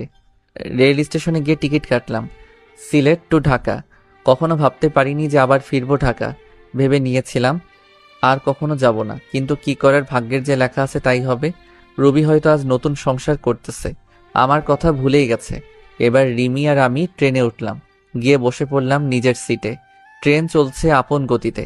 ভাবতে ভাবতে কখন যে ঢাকায় পৌঁছে গেছি খেয়ালই করলাম না। প্রাণের শহর ঢাকা শহর। আজ 5 বছর পর আসলাম। 5 বছর কেটে গেল, আজ আবারও ঢাকা ফিরছি। সবকিছু অচেনা মনে হচ্ছে। দেরি না করে সোজা রওনা দিলাম রিমির ফুপুর বাসায়। আমাকে দেখে চিনতে পারিনি, আর চিনবেই বা কি করে।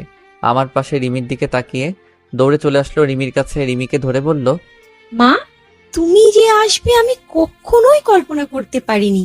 সেই ছোট্টবেলায় এসেছিলি, আর তো একবারও আসিসনি। আমাদের কথা মনে পড়ে না বুঝি? যা, ফ্রেশ হয়ে আসো, আমি খাবার বেড়ে দিচ্ছি। আর হ্যাঁ, তোর পাশের ছেলেটা কে রে? ও আমাদের অফিসে কাজ করে, আর আমরা অফিসের একটা প্রজেক্টের জন্য এখানে এসেছি।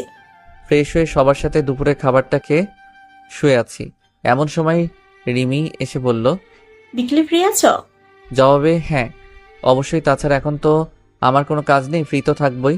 বলছিলাম কি ফুপু, বিকালে একটু ডাক্তারের কাছে যাবে? একা একা যাবে না, তাই আমাকে নিতে চাচ্ছে আমার সাথে, যদিও তুমিও যাও। আরে সমস্যা নেই, আমি তো ফ্রি আছি, গেলাম না হয় তোমার সাথে, সময়টাও কেটে যাবে। একা একা থাকতে কি আর ভালো লাগে? আচ্ছা, তুমি এখন রেস্ট নাও। বিকেলে রিমি একটা আকাশি কালারের শাড়ি পরছে, কাচের চুড়ি হাতে, চোখে কাজল দিয়ে আমার সাথে বের হয়েছে। ওকে দেখলে যে কোনো মানুষ প্রেমে পড়ে যাবে। ওকে দেখে রুবির কথা খুব মনে পড়ে গিয়েছে। যথারীতি ডাক্তারের চেম্বারে পৌঁছে গেলাম। রিমির ফুপুকে ডাক্তার দেখা শেষ, তারপরে চেম্বার থেকে বের হব, এমন সময়ে একজন শাড়ি পরা নারীর সাথে ধাক্কা খেলাম। এই যে মিস্টার, দেখে শুনে চলতে পারেন না? কণ্ঠটা খুব পরিচিত মনে হলো। পিছন ফিরে তাকাতে বড়সড় ধাক্কা খেলাম। মনের কষ্টটা আবার জেগে উঠল। এই যে রুবি সামান্য একটু পরিবর্তন হয়েছে, শুধু মেয়েদের বয়স ধরা খুব মুশকিল। তার নজর আমার দিকে পড়তেই অবাক দৃষ্টিতে তাকায় আমার দিকে, চোখ জোড়া ছলছল করতেছে। আরও অবাক হলাম, তার হাতে 3-4 বছরের একটা ছেলে, একদম রুবির মতো দেখতে হয়েছে। রুবির চোখ থেকে পানি পড়তেছে, আমি একদম স্পষ্ট দেখতে পাচ্ছি। এখানে বেশিক্ষণ থাকা যাবে না, তাহলে আমি যে আবার মায়ায় জড়িয়ে যাব। তাকে সরি বলে রিমিকে নিয়ে দ্রুত চেম্বার থেকে বেরিয়ে পড়লাম। এত বছরের কষ্টগুলো আমার ভেসে উঠল মনের ভিতর। নিজেকে কিছুতেই সান্ত্বনা দিতে পারছি না। রাতে বাসায় এসে কিছু না খেয়ে শুয়ে পড়লাম। আন্টি অনেক জোর করলো, খেলাম না আমি। সকালবেলা ঘুম ভাঙতেই দেখি রিমি নাস্তা হাতে নিয়ে দাঁড়িয়ে আছে। আমাকে দেখে বলল, রাতে তো কিছুই খাওনি, এখন একটু খেয়ে নাও। না করতে পারলাম না। নাস্তা খেয়ে বসে আছি। রিমি এসে বলল, ঘুরতে যাবে? একটু বাইরে থেকে ঘুরে আসি, তোমার মন ভালো হয়ে যাবে। অনিচ্ছা সত্ত্বেও রাজি হলাম। রিমিকে নিয়ে একটা নদীর ধারে বসে আছি। গাছপালা সমৃদ্ধ এই নদীর ধার। একটু ঘোরাঘুরি করে রাস্তা দিয়ে বাসায় যাচ্ছিলাম। রিমিও সাথে আছে। মেয়েটা খুব ভালো, আমাকে আপন মনে করে। এখন হয়তো ভালোবাসে আমাকে, কিন্তু সেদিনের ঘটনার পর থেকে আর কিছু বলে না। হয়তো ভয় বলে না। আমি চলে যাব বলেছিলাম, এমনই ভাবে হাঁটছি। এমন সময় পিছন থেকে কেউ বলে উঠল, কেমন আছো আরিফ? পিছনে তাকাতেই দেখি রবি। কে আপনি, আর কি চাই? আপনি করে বলছো? ধুর, আমি আপনাকে চিনি নাকি? এমন ভাবে বলছো মনে হয় যেন আমাদের কখনোই দেখা হয়নি। দেখুন, আমাকে বিরক্ত না করলে খুশি হব। রিমিকে আমার পাশে দেখে বলল, তোমার বউকে তোমার সাথে খুব মানিয়েছে। একথা বলাতেই আমার মেজাজটাই বিগড়ে গেল। মন চাচ্ছে কষে দুটো থাপ্পড় দিয়ে বলি, তোর কারণে, শুধু তোর কারণে ভুল বোঝার জন্য আমার জীবনটা নরকে পরিণত হয়েছে। পাবলিক প্লেস, এজন্য কিছু বলি নাই। রিমিকে নিয়ে সাথে সাথে ওই স্থান ত্যাগ করলাম। যাওয়ার সময় দেখতে পেলাম রুবির চোখগুলো ফুলে গেছে। তাতে আমার কি? আমি বারো কি হই, আমার কোনো যায় আসে না। ও মরুক আর বাঁচুক, আই ডোন্ট কেয়ার। কথা বলতে খুব কষ্ট হচ্ছিল, তারপরে বললাম, আমার সাথে কেন এরকম হচ্ছে? কেন পুরনো স্মৃতিগুলো আবার চোখের সামনে আসছে? আমি নতুন জীবন চেয়েছি, কেন আবার পিছুটান আমাকে আটকাচ্ছে? এসব ভাবতে ভাবতে বাড়ি চলে আসলাম। এসে শুয়ে পড়লাম আর ভাবতে থাকলাম রুবির কথা। কিছুই ভালো লাগছিল না। রুবির সাথে দেখা হয়ে আমার জীবনটা আগের মতো হয়ে গেল। খালি রুবির কথাই চিন্তা করছি। পরক্ষণে মনে হলো রুবি তো স্বামী, সংসার, ছেলে সব আছে, তাহলে কেন শুধু শুধু চিন্তা করছি? শত হলেও আমার প্রথম ভালোবাসা রুবি, ভুলে কি থাকা যায়? রুবির কথাগুলো ভাবতেছি, স্বার্থপরের মতো আমাকে একা করে দিল। বিনা দোষে আজ আমি নিঃসঙ্গ। হয়তো এটাই নিয়তি, আমার নিষ্ঠুর ভালোবাসা। সন্ধ্যায় বের হয়ে গেছি, অনেক রাতে বাসায় ফিরলাম। কলিং বেল বাজাতেই রিমি দরজা খুলে দিল। মনে হয় আমার অপেক্ষায় বসেছিল। একটা মেয়ে আমার খুব কেয়ার নিতেছে। আমার সেদিকে কোনো মনোযোগ নেই। আমার হৃদয়ে শুধু রুবিই থাকবে। এত রাতে বাইরে কি করছিলে? রাতে বাইরে থাকতে নেই, ফ্রেশ হয়ে এসো, আমি খাবার দিচ্ছি। আমি কিছুই বললাম না, চুপচাপ খাবার খেয়ে বিছানায় চলে এলাম। সকালে ঘুম থেকে উঠে ল্যাপটপটা হাতে নিয়ে দেখি একটা ইমেইল আসছে। সিন করতেই দেখি আমার ডিপার্টমেন্ট থেকে ইমেলটা এসেছে প্রজেক্টের কাজে। তাই রিমিকে বললাম তাড়াতাড়ি রেডি হতে, অফিসে যেতে হবে। রেডি হয়ে অফিসে রওনা দিলাম দুজনে। ওখানে যে আমি পুরাই শক খেলাম। আমার অফিসের এক্সিকিউটিং অফিসার যে রবি, সেটা দেখে তো আমার মাথা খারাপ হয়ে গেল। এর সাথেই তাহলে আমার প্রজেক্টটা কমপ্লিট করতে হবে। যেখানে বাঘের ভয় সেখানেই সন্ধ্যা হয়। তারপর সবার সাথে আমরা পরিচয় হয়ে নিলাম। তারপর গেলাম রুবির কাছে। রুবি আমাকে দেখে চোখ বড় বড় করে তাকিয়ে আছে। হয়তো ভাবছে আমি এখানে কি করতে আসব। তারপর রুবিকে বললাম আমি হলাম আরিফ, আর আমার পাশে ও হচ্ছে নীলা। আমরা সিলেট থেকে এখানে আসছি এই প্রজেক্টের কাজে। ও আচ্ছা, সেই ব্যক্তিরা তাহলে আপনারা? এরপর কিছু কথা বলে চলে আসলাম। দুপুরে কাজ শেষে আমার ডেস্কে বসে আছি। এমন সময় একটা বাচ্চা ছেলের আনাগোনা দেখলাম। আরে এই তো সেই ছেলে যাকে রুবির সাথে আমি দেখেছি।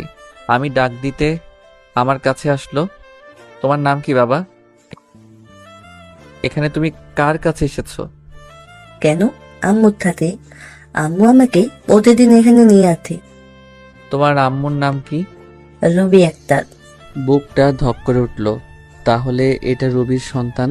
চোখে জল এসে গেল। যদি সবকিছু ঠিক থাকতো তাহলে ছেলেটা আমার হতো। ছেলেকে কোলে নিয়ে একটা পাপ্পি দিলাম। আঙ্কেল, আপনি আমাকে আদর করেন কেন? আপনাকে তো আমি চিনি না। মা বলেছে অপরিচিত কালো কাছে না দিতে। আজ থেকে আমরা বন্ধু। বলো মানুষ আবার বন্ধু হয় নাকি? হয় বাবা, হয়। আচ্ছা ঠিক, এখন আম্মুর কাছে যাই। আম্মু না হয় পোকা দিবে। আচ্ছা যাও। রুবির কাছে রোহান যেয়ে বলল, আম্মু আজ একটা লোক আমাকে খুব আদর করেছে আর বলেছে আমি নাকি তার বন্ধু। ও তাই বুঝি আমার সোনা বাবু? জানো আম্মু, লোকটা খুবই ভালো আর অনেক সুন্দর। সুন্দর মানুষ কি সুন্দরী বলে বাবা? আম্মু, স্কুলে প্রতিদিন সবার বাবা আছে, তাদেরকে কত আদর করলে আমার বাবা লাগবে না আম্মু? ছেলের কথা শুনে আমার বুকটা ফেটে যাচ্ছে। আমার নিজের দোষে আজ সন্তানকে বাবা নামক বটগাছের ছায়া থেকে বঞ্চিত করেছি। কি হলো আম্মু, তুমি কাঁদতো কেন আম্মু? রুবি আর কিছু বলে ছেলেকে বুকের সাথে জড়িয়ে ধরলো। মনে মনে বলতে লাগলো, তোর বাবা যে আর কোনোদিন আসবে না। অফিস শেষে সিঁড়ি দিয়ে নামতেছি আমি আর রিমি। এমন সময় রুবিও নামতেছে। আমাকে দেখে অবাক দৃষ্টিতে তাকিয়ে আছে। আমি দেখেও না দেখার ভান করে নামতে লাগলাম। আমি তা জেলাস করার লক্ষ্যে রিমির সাথে হেসে খেলে কথা বলতেছি আর নামতেছি। পিছন ফিরে দেখি যে রুবির চোখ দিয়ে পানি পড়ছে আর শাড়ির আঁচল দিয়ে মুছছে। বারে তাতে আমার কোনো যায় আসে না। স্বামী, সংসার, ছেলে নিয়ে তো ভালোই আছে। রাতে বাসায় ফিরে আসলাম। প্রতিদিনের মতো রিমি আন্টি আজও খাবার নিয়ে টেবিলে বসে আছে। আমাদের দেখে বলল, তোমরা ফ্রেশ হয়ে আসো, আমি খাবার দিচ্ছি। রাতে খাবার খেয়ে ঘুমের রাজ্যে হারিয়ে গেলাম। সকালে ঘুম ঘুম চোখে দেখি যে কেউ একজন ডাকছে। এই উঠো, অফিস যাবেন না? আমি চোখ খুলে দেখি যে রিমি দাঁড়িয়ে আছে। একটা আকাশি কালারের শাড়ি পরছে। শাড়িটাতে অনেক সুন্দর লাগছে। ও মনে হয় অফিস যাওয়ার জন্য একেবারে রেডি হয়ে আছে। আসলে অ্যালার্ম বাজে নাই তো আজকে, তাই একটু দেরি হয়ে গেছে। ওয়াশরুম থেকে ফ্রেশ হয়ে নিচে এলাম, দেখি যে আন্টি আর রিমি খাবার টেবিলে বসে আছে। আন্টির পরিবার শুধু, আর আন্টি আর কেউ নেই, মানে আঙ্কেল অফিসের কাজে বাহিরে গেছেন, আর তার ছেলে বিদেশি অফিসে চাকরি করে, তাই বিদেশে থাকে। তাই বাসায় এখন আন্টি ছাড়া আর কেউ নেই। আমিও নাস্তার টেবিলে বসে পড়লাম। খাবার শেষ করে রেডি হয়ে রিমিকে নিয়ে বের হলাম। রিমি নাকি আজ রিক্সা করে যাবে অফিসে, তাই একটা রিক্সা নিলাম। রাস্তায় দেখলাম রবি গাড়ি করে অফিসে যাইতেছে। রেড সিগন্যালে গাড়িগুলো আটকে পড়ছে। আমাদের রিক্সা নিয়ে ওর গাড়ির সাথে দাঁড়ালাম। আমার সাথে রিমিকে দেখে মুখটা মলিন হয়ে যায়। শাড়ির আঁচল দিয়ে যে বারবার চোখ মুছছে তা আমার দৃষ্টি এড়ায়নি।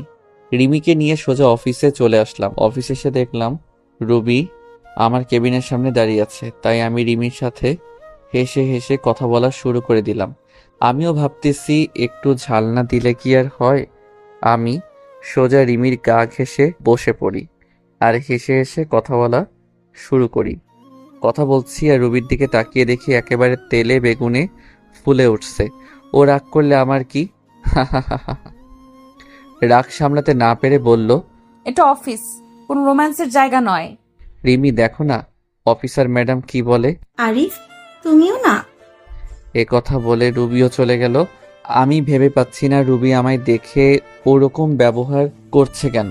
তার তো স্বামী আছে। আমিও একটু মজা দেখতে রুবির পিছে পিছে রুবি কেবিনের সামনে যেতেই শুনতে পেলাম, আম্মু আম্মু আগামীকাল কুলের সালেরা বলেছে আম্মু আব্বুকে নিয়ে যেতে। তুমি তো প্রতিবারই বলো আব্বুকে নিয়ে দাও না। রুবির ছেলের এরকম কথা শুনে আমার জানার জন্য আগ্রহ হচ্ছে। রুবির ছেলে বলল তার বাবাকে স্কুলে নিয়ে যায় না। রুবির স্বামী কোথায়? কে বা রুবির স্বামী? না, আর ভাবতে পারছি না। আমাকে একটু খবর নিতে হবে। তারপর ওখান থেকে চলে আসলাম। ছেলের কথা শুনে রুবি অনেকটা কষ্ট পেল। তখনই তার মনে পড়ল, আরিফের তো বউ আছে। আমার ছেলেটাকে এখন বাবার পরিচয় দিলে সে মেনে নিবে না। না না, আমার ছেলেকে আমি দিব না। তার এই নিষ্পাপ মনে আমি কষ্টের দাগ লাগাতে দিব না। আমার ছেলে যদি জানতে পারে তার বাবার আরেকটা বউ আছে, খুব কষ্ট পাবে। আমি আমার ছেলেকে আঁকড়ে ধরে জীবন কাটিয়ে দিতে চাই। আরিফ আমাকে ক্ষমা করবে কিনা জানি না। আমার ভুলের জন্য বিধাতা প্রতিনিয়ত আমাকে কষ্ট দিতেছে। সারা জীবন আরিফের জন্য দোয়া করব, ও যাতে ভালো থাকে। এই বলে ছেলেকে বুকে নিয়ে নিঃশব্দে কাঁদতে লাগলো। আমি আমার কাজ করে চলছি। দুপুরে লাঞ্চ টাইমে সবাই ক্যান্টিনে খাওয়ার প্রস্তুতি নিচ্ছে।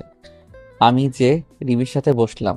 আমরা তো কোনো টিফিন নিয়ে যাইনি, তাই বিরিয়ানি কিনতে গেলাম। তারপর বিরিয়ানি নিয়ে এসে বসলাম। আমার বিপরীত টেবিলে রুবি বসছে। আমার দিকে বারবার আর চোখে তাকাচ্ছে। রিমি আর আমি খাচ্ছি। হঠাৎ করে রিমির মুখে আমি লোকমা তুলে দিলাম। রুবির চোখ এড়ায়নি। রুবি সহ্য করতে না পেরে এখান থেকে উঠে গেল। এমন কেন করলো? রুবি চলে গেল কেন? সে গেল না আছে তাতে তোমার কি? সেও একদিন আমাকে অনেক কষ্ট দিয়েছিল। আমি টেবিলে বসলে সে উঠে চলে যেত, এক টেবিলে বসে খাবে না বলে। কি ভাবছো আরিফ? আরে কিছু না। এই, তুমি আমার মুখে লোকমা দিলে কেন? আমি কি তোমার বউ লাগি নাকি? ধুর, বউ হতে যাবে কেন? তুমি তো আমার বেস্ট ফ্রেন্ড, আর বেস্ট ফ্রেন্ডটা বউয়ের চেয়েও বেশি হয়। ই মা, তাই বুঝি? মারবো একটা। বরাবর 7 দিন মেডিকেলে থাকবা, বুঝলে? তাহলে তো ভালোই হয়, সেবা যত্ন করতে পারবা। তোমার সাথে আমি কথা বলে আর পারবো না। দুপুরের খাবার শেষ করে কেবিনে বসে আছি। অফিসটা একটু ঘুরে ঘুরে দেখতে লাগলাম। নতুন এসেছি, এখনো কিছুই দেখা হয়নি, তাই সব জায়গা ঘুরে ঘুরে দেখলাম। তারপর বাসায় চলে গেলাম। আগামীকাল সকালে আর অফিসে গেলাম না। রিমিকে বলে দিলাম তুমি যাও, আজকে যাব না। রিমিও যেতে চাইলো না, তাকে বুঝিয়ে পাঠিয়ে দিলাম। রিমি চলে গেল। আমি ফ্রেশ হয়ে নিলাম। এখানে আসা কয়েকদিন হয়ে গেল। ভাবলাম আজ রুবির বাসায় যাব। রুবি এখন অফিসে আছে, এই সুযোগে খালা খালুর সাথে দেখা করে আসব। রুবির ভুলের কারণে খালা খালুকে কেন দূর করে রাখবো? তারা আমাকে কত ভালোবাসতো, নিজের ছেলের মতো। তা বাদে কালকে রুবির ছেলের কথাটা ভাবলাম, গিয়ে দেখে আসি রুবির স্বামীকে। যেই ভাবা সেই কাজ। বেরিয়ে পড়লাম খালার বাসায়। বাসাটা সেই আগের মতোই আছে, কিছু চেঞ্জ হইছে, নতুন রং করছে মনে হয়। বাসার গেটে গিয়ে কলিং বেল চাপ দিলাম। কয়েকবার বেল চাপতে দরজা খুলে দিল। আমি এক দৃষ্টিতে তাকিয়ে আছি খালার দিকে। খালা বলে উঠল, কাকে চাই? বলবেই না কেন? এই 5 বছরে আমি সেই আগের আরিফ নেই। দেখতে একেবারে বদলে গেছি। খালার বয়স হয়েছে তাই অতটা চিনতে পারছে না। খালা, আমি আরিফ। কথাটা বলার সাথে খালার চোখ পানিতে টলমল করছে। আরিফ বলে জড়িয়ে ধরলো আমায়। আমিও কেঁদে দিলাম। কোথায় ছিলি বাবা তুই? জানিস আমরা তোকে কত খুঁজেছি। ওর খালু তো একেবারে ভেঙে পড়েছিল তাকে না পেয়ে। কেন এইভাবে চলে গিয়েছিলি তুই? ওর আমাদের কথা মনে পড়েনি একবারও? কেঁদেই যাচ্ছে। মনে পড়েছিল খালা, কিন্তু কি করব বলো, তখনকার পরিস্থিতি। আমি রুবিকে বলেছিলাম যে তার জীবনে আর ফিরে আসবো না। এখন তো রুবির বিয়ে হয়ে গেছে, স্বামী ছেলে সংসার সব হইছে, তাই আসলাম। তাই আবার ফিরে আসলাম। কি বলছিস তুই? রুবি বিয়ে হয়ে গেছে মানে? কেন, রুবি বিয়ে হয়নি? তার একটা ছেলেও তো দেখলাম। রুবির কোনো বিয়ে হয়নি, তুই ভিতরে আয়, বলছি সব তোকে। আমি ভিতরে গিয়ে বসলাম। খালার মুখ চেয়ে বসে আছি সবকিছু জানার জন্য। নীরবতা ভেঙে আমি বললাম, কি হলো খালা, বলো। তাহলে শোন, তুই যখন বাড়ি থেকে চলে গেছিস রুবি তখন অনেক বেশি খুশি হয়েছিল। তার কয়েকদিন পর আমি দেখতাম রুবি সারাদিন কি যেন চিন্তা করতো আর কাঁদতো। খাওয়া দাওয়া ছেড়ে দিয়েছিল। আমি যখন জিজ্ঞাসা করি তখন বলতে লাগলো, মা, আমি একটা বড় ভুল করে ফেলেছি মা। আমার জন্য আরিফ এই বাড়ি ছেড়ে চলে গিয়েছে। কি বলছিস? যা বলবি খুলে বল। তারপর রুবি সেই দিনের রাতের কথা বলল। সকালে তোর সাথে অনেক বাজে ব্যবহার করে তোকে চলে যেতে বলেছে। একদিন রুবির সাথে ওর ওই বান্ধবীর দেখা হয়। ওই বান্ধবী বলে দেয় যে রুবি যখন ড্রিঙ্কস করে সেন্সলেস ছিল তখন তার ভাই রুবির সাথে খারাপ ব্যবহার করে। তাই তার বান্ধবী রুবির কাছে ক্ষমা চেয়ে চলে যায়। রুবি এসব কথা শুনে মাথাটা ধরে যায় যে তোকে দোষারোপ করেছে। মেয়েটা অনেক ভেঙে পড়ে যায়। তাই ওকে আমি কিচ্ছু বলি নাই। তার কয়েক মাস পর রুবি একদিন মাথা ঘুরে পড়ে যায়। আমরা ডাক্তারের কাছে নিয়ে গিয়ে জানতে পারি রুবি মা হতে চলেছে। আর রুবি সাথে যে ছেলেটা দেখেছিস ওটা তোর আর রুবির ছেলে। কথাগুলো শোনার পর আমার চোখ দিয়ে আপনা আপনি পানি পড়তে লাগলো। তার মানে ও আমার ছেলে। আমার যে কি আনন্দ লাগছিল বলে বোঝাতে পারবো না। তাই রুবি আমায় আর রিমিকে একসাথে দেখে জ্বলতেছিল। আরে শোন বাবা, রুবিনা তোকে অনেক ভালোবাসে। তুই চলে যাওয়ার পর ও ওর ভুল বুঝতে পেরেছে, অনেক কেঁদেছে। তোর জন্য আজও অপেক্ষা করে বসে আছে মেয়েটা। তুই আর ওকে ফিরিয়ে দিস না রে বাবা। তাই বললে কি আর হয়? আমাকেও কম কষ্ট দিয়েছিল নাকি? তার প্রতিশোধ আমি না নিয়ে তাকে কাছে টেনে নিব না। খালা আমার একটা কথা রাখবে? কি কথা বল। আমি যে এখানে এসেছি তা যেন রুবি না জানতে পারে। আমি যে সব জানি। আর শোনো, রুবি আমাকে কম কষ্ট দেয়নি, তাই ওকে একটু শিক্ষা না দিয়ে আমি আমার কাছে ওকে টেনে নিব না। ও বুঝুক আপনজনকে কষ্ট দিলে কি হয়। আচ্ছা, তুই যা ভালো মনে করিস। ও তো তোর খালু এসে পড়েছে। তাই আমি খালুর সাথে কথা বলে অনেক সময় ওখানে থেকে চলে আসলাম। আর বলে আসলাম রুবি যেন কিছুতেই জানতে না পারে। রাস্তা দিয়ে যাচ্ছিলাম। কিছুক্ষণ যাওয়ার পর চোখ পড়ল একটা স্কুলের গেটে। দেখি যে আমার ছেলেটা ব্যাগ ঘাড়ি নিয়ে দাঁড়িয়ে আছে। কাছে যে জিজ্ঞেস করলাম, কি হলো বাবা, এখানে মন খারাপ করে দাঁড়িয়ে আছো কেন? জানো আঙ্কেল, আমার আব্বু নেই। আজ স্কুলে সবার আব্বু আম্মু ডেকেছে। আম্মু এসে শুধু ছেলের সাথে কথা বলে গেছে। আমি রাগ করে এখানে দাঁড়িয়ে আছি। ছেলের কথা শুনে বুকের বাঁ পাশে চিনচিন ব্যথা শুরু হয়ে গেল। মনে মনে বলতেছি, আমি তোর বাবাই, শুধু পরিস্থিতির কারণে আজ তোর কাছ থেকে দূরে। ছেলেকে আদর করে দারোয়ানকে বলে স্কুলের গেটের ভিতরে ঢুকিয়ে দিয়ে আসলাম। মনে মনে ভাবতেছি রুবি না হয় নিষ্ঠুর, তাই বলে আমিও নিষ্ঠুর হব? নিজের ছেলের পরিচয় আমার কাছ থেকে গোপন রাখলো। নিজের ছেলের কাছে আমি আজ পিতৃ পরিচয় গোপন রাখলাম। খুব কষ্ট হচ্ছে। মা, আজকে ওই আঙ্কেল আমার স্কুলে এসেছিল, আমাকে অনেক আদর করেছে। এই রকম যদি আমার বাবাই হতো খুব ভালো হতো না মা? রোহান, তোমাকে না বলেছি অপরিচিত কোনো লোকের কাছে না যেতে? আর কোন আঙ্কেল আমাকে একটু কালকে দেখিয়ে দিও তো। আচ্ছা ঠিক আছে মা। রুবি তার ছেলেকে নিয়ে বাসায় চলে গেল। আমার কথা মতো খালা খালো কেউ বলে নাই যে আমি এখানে এসেছিলাম। পরদিন অফিসে গিয়ে কেবিনে কাজ করতেছি, এমন সময় পিয়ন এসে বলল, রুবি ম্যাডাম আপনাকে ডেকেছে। আমি দেরি না করে চলে গেলাম। আরিফ খান, আপনি কাল অফিসে এলেন না? কতগুলো কাজ ছিল, এভাবে কাজ না করলে প্রজেক্টটা শেষ করবেন কিভাবে? আসলে ম্যাডাম ভুলে গিয়েছিলাম একটু। রাখেন আপনার ভুলে যাওয়া। এত বড় প্রজেক্টের কাজ কোন ভদ্রলোকে যে আপনাকে দিয়েছে আমি তা ভেবে পাচ্ছি না। আর ভুলে তো যাবেনি, সুন্দরী বউকে নিয়ে অফিসে নুষ্টি ফুষ্টি করলেই তো সবাই ভুলে যায়। Sorry madam.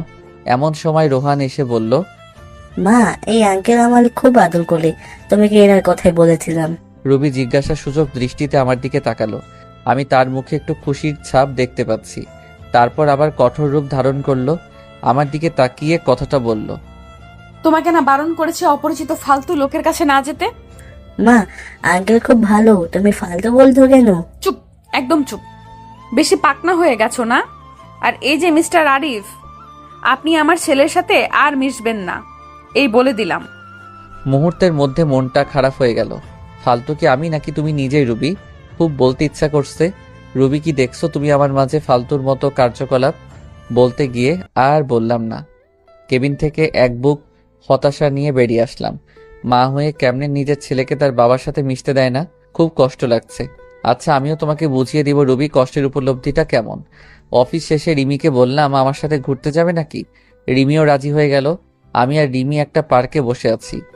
আমার মনটা খারাপ দেখে রিমি জিজ্ঞেস করলো, মন খারাপ কেন আরিফ? কই কিছু না তো, এমনি। আচ্ছা, একটা কথা বলো তো আরিফ। কি? রুবি ম্যাডাম কিছুদিন থেকেই তোমাকে চোখে চোখে রাখছে। আমার সাথে হেসে হেসে কথা বলে প্রচুর রাগ হয়। সেদিন আমাকে জিজ্ঞেস করলো, তোমাদের আচরণ দেখে মনে হলো স্বামী স্ত্রী, কতদিন হয়েছে তোমাদের বিয়ে হওয়ার? আরো অনেক কথা বলেছে। আচ্ছা, তোমার সাথে রুবি ম্যাডামের কোনো সম্পর্ক আছে নাকি? আমি দীর্ঘশ্বাস ফেলে জবাব দিলাম, থাক না ওসব কথা। বলো না আরিফ। আমি তোমাকে আমার স্ত্রীর কথা বলেছিলাম না? রুবি সেই আমার স্ত্রী। কথাটা বলতেই রিমি অবাক হয়ে গেল। এই হচ্ছে তোমার বউ? আমি রুবিকে সব কিছু বলবো, ও তোমাকে মেনে নিবে। কিচ্ছু বলতে হবে না তোমাকে, যা করার আমি করব। তারপর রিমিকে বললাম, তুমি শুধু অফিসে আমার সাথে প্রেমের অভিনয় করবা, এতটুকু। অনেকক্ষণ নীরব থেকে রিমি মাথা নেড়ে হ্যাঁ জবাব দিল। রাতে দুজনে একসাথে বাসায় ফিরে আসলাম। খাওয়া দাওয়া শেষ করে বিছানায় শুয়ে পড়লাম। কি করব কিছুই বুঝতে পারছি না। ভাবতে ভাবতে ঘুমিয়ে পড়লাম। সকালে ঘুম ভাঙলো অ্যালার্মের শব্দে। তারপর রিমি ফুপু নাস্তা দিল, খেয়ে অফিসের উদ্দেশ্যে বেরিয়ে গেলাম। অফিসে পৌঁছে রিমিকে বললাম, তুমি ভিতরে যাও, আমি একটু পাশের দোকান থেকে আসছি। কিছু সময় পর অফিসে ঢুকলাম। গিয়ে দেখি রিমি আর রুবি বসে বসে কাজ করছে। এই জানো কি করছো ওখানে? তুমি এখানে কেন? চলো আমার কেবিনে চলো। রুবির দিকে তাকিয়ে দেখি রাগে লাল হয়ে গেছে, মনে হচ্ছে এখনই চিবিয়ে খেয়ে ফেলবে। ও বাবু, দেখছো না কাজ করছি, পরে যাব। এত বড় লোকটাকে বাবু বলছে। বিড়বিড় করে বলল, আচ্ছা জানো আমি এখন যাই। মা, একটা ফ্লাইং কিস ছুঁড়ে মারলাম। ভালো লাগছিল না, তাই অফিসের ছাদে গেলাম। গিয়ে দেখি আমার ছেলে একটা বল নিয়ে খেলছে। আমাকে দেখা মাত্রই আমার কাছে আসলো। তোমার আম্মু বকা দিবে না আমার কাছে আসছো যে? আম্মু অনেক পতা, আমার খাতে অনেক লাগ করে। তাই বুঝি বাবা, ছেলেকে নিয়ে ছাদে দাঁড়িয়ে আছি। এমন সময় রুবি আসলো ছেলের খোঁজে। তোমাকে না বলছি এখানে না আসতে? বাবু আসলে কেন? দাঁড়াও রুবি। অনেকটা অবাক হলো আমার কথা শুনে। এই সন্তান কার? আমার আর আমার স্বামীর। কেন, আপনার কি হয়েছে? তা তোমার স্বামীটাকে জানতে পারি? আপনাকে না জানলেও চলবে। আপনি কে হন যে আপনাকে বলবো? এই কথা শুনে নিজের রাগ কন্ট্রোল করতে পারিনি।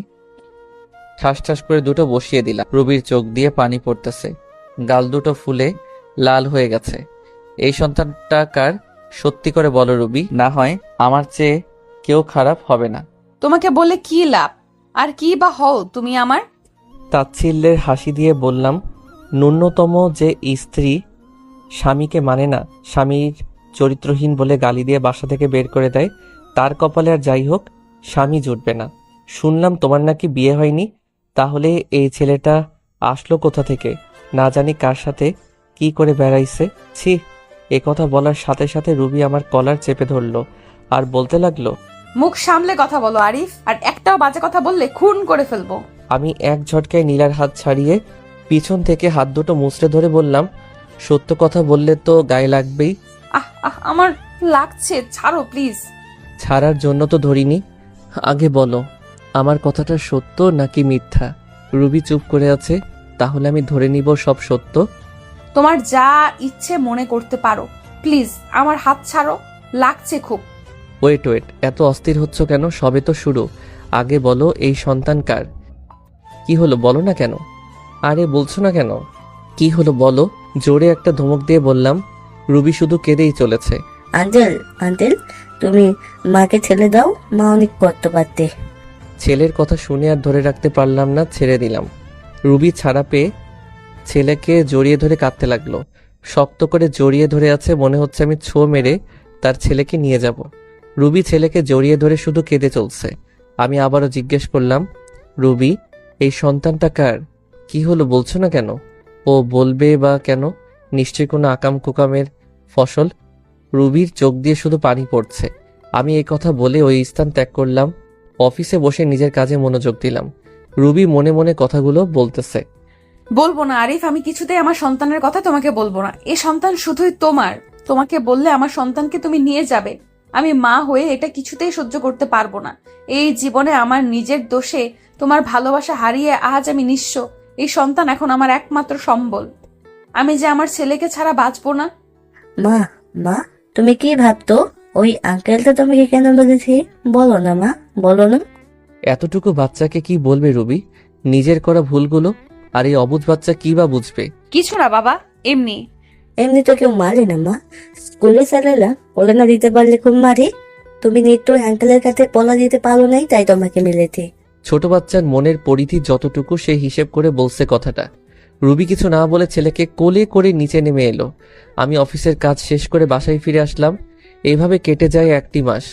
এই 1 মাসে আমি রুবিকে যথেষ্ট কষ্ট দিয়েছি।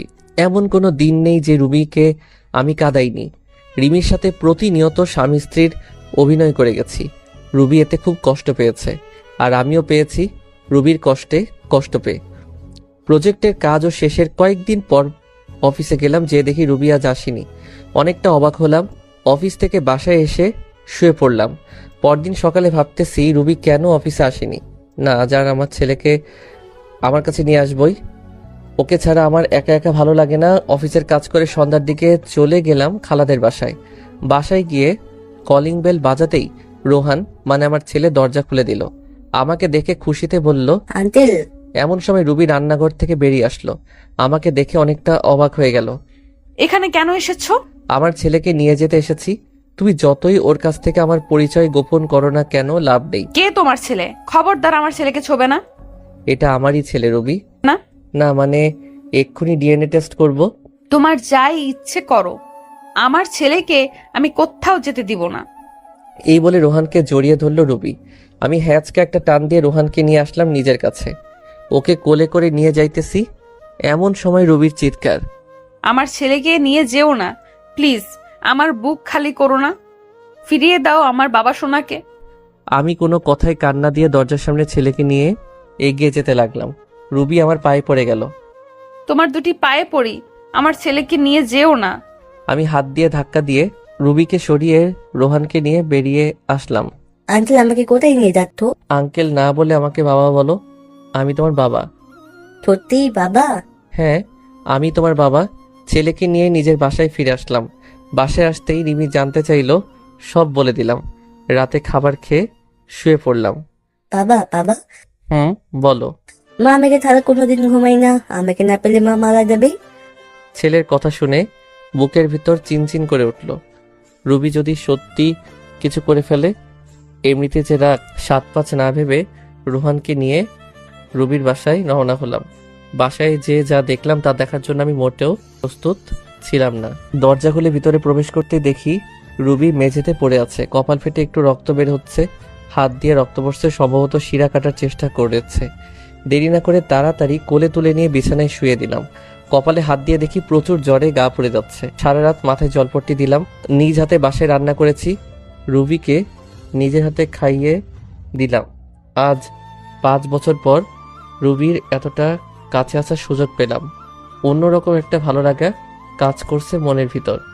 কিন্তু রুবির এখনো জ্বর কমেনি। রাতে রুবির মাথার কাছে বসে আছি, এমন সময় জ্বরের ঘরে রুবি বলে উঠল, আরিফ আমাকে ছেড়ে চলে যাবে না তো? আমাকে ক্ষমা করে দাও, আমি ক্ষমার অযোগ্য জানি। চুপচাপ শুয়ে থাকো তো, জ্বরের ঘরে কি যা তা বকছো? এ কথা বলে উঠে যাব, এমন সময় রুবি আমার হাত ধরে এক ঝটকায় রুবির মুখের সামনে আমার মুখ নিয়ে এলো। রুবি আমার কলার চেপে ধরে আছে, ওর নিঃশ্বাস আমার মুখের উপর পড়ছে।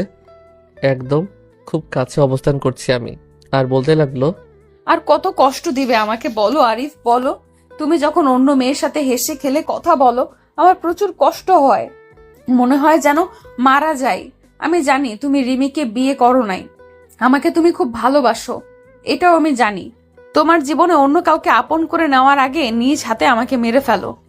আমি এই জীবন আর রাখতে চাই না। কষ্ট তোমার থেকে আমি বেশি পাচ্ছি। তোমার জীবনে নতুন কেউ আসলে আমি সহ্য করতে পারবো না। বিশ্বাস করো, এতদিন তোমাকে ছেড়ে থাকতে অনেক কষ্ট হয়েছে। আমি যখন আমার ভুল বুঝতে পেরেছি, সেদিন থেকে আমি তিলে তিলে শেষ হয়ে যাচ্ছি। এই 5 বছর প্রতিদিন আমি তোমার পথ চেয়ে বসে থাকতাম তুমি আসবে বলে, কিন্তু দেখো তুমি আসতে 5টি বছর লেগে গেল। আর যখন এলে তখন রিমিকে নিয়ে এলে। আমি ভেবেছিলাম তুমি বিয়ে করেছো, রিমি তোমার বউ।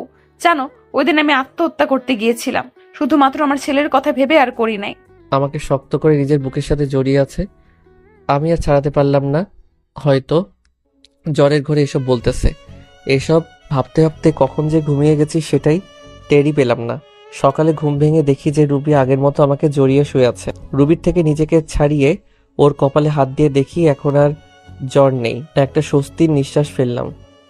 রুবিকে না ডেকে ফ্রেশ হয়ে অফিস চলে গেলাম। আসলে খালা খালু কেউ নেই বাড়িতে, তারা নাকি গ্রামের বাড়িতে গেছে। সন্ধ্যায় রুবির বাসায় আসলাম। রুবির কোনো কথাবার্তা নেই, চুপচাপ আমাকে খাবার বেড়ে দিচ্ছে। আমি খেয়ে দে ছেলেকে আদর করে চলে আসবো, এমন সময় রুবির ডাক। আরিফ, বলো রুবি। তোমার কাছে একটা জিনিস চাইবো, দিবে? ধরে নাও আমার জীবনের এটাই শেষ ইচ্ছা। মনের ভিতর উলটপালট হয়ে গেছে কথাটা শোনার পর থেকে। মাথা চাপা কণ্ঠে জবাব দিলাম, কি জিনিস? একটা রাত, শুধু একটা রাত তোমার কাছে স্বামীর অধিকারটুকু চাই। জীবনের কিচ্ছু চাইবো না, শুধু একটা রাত চাই।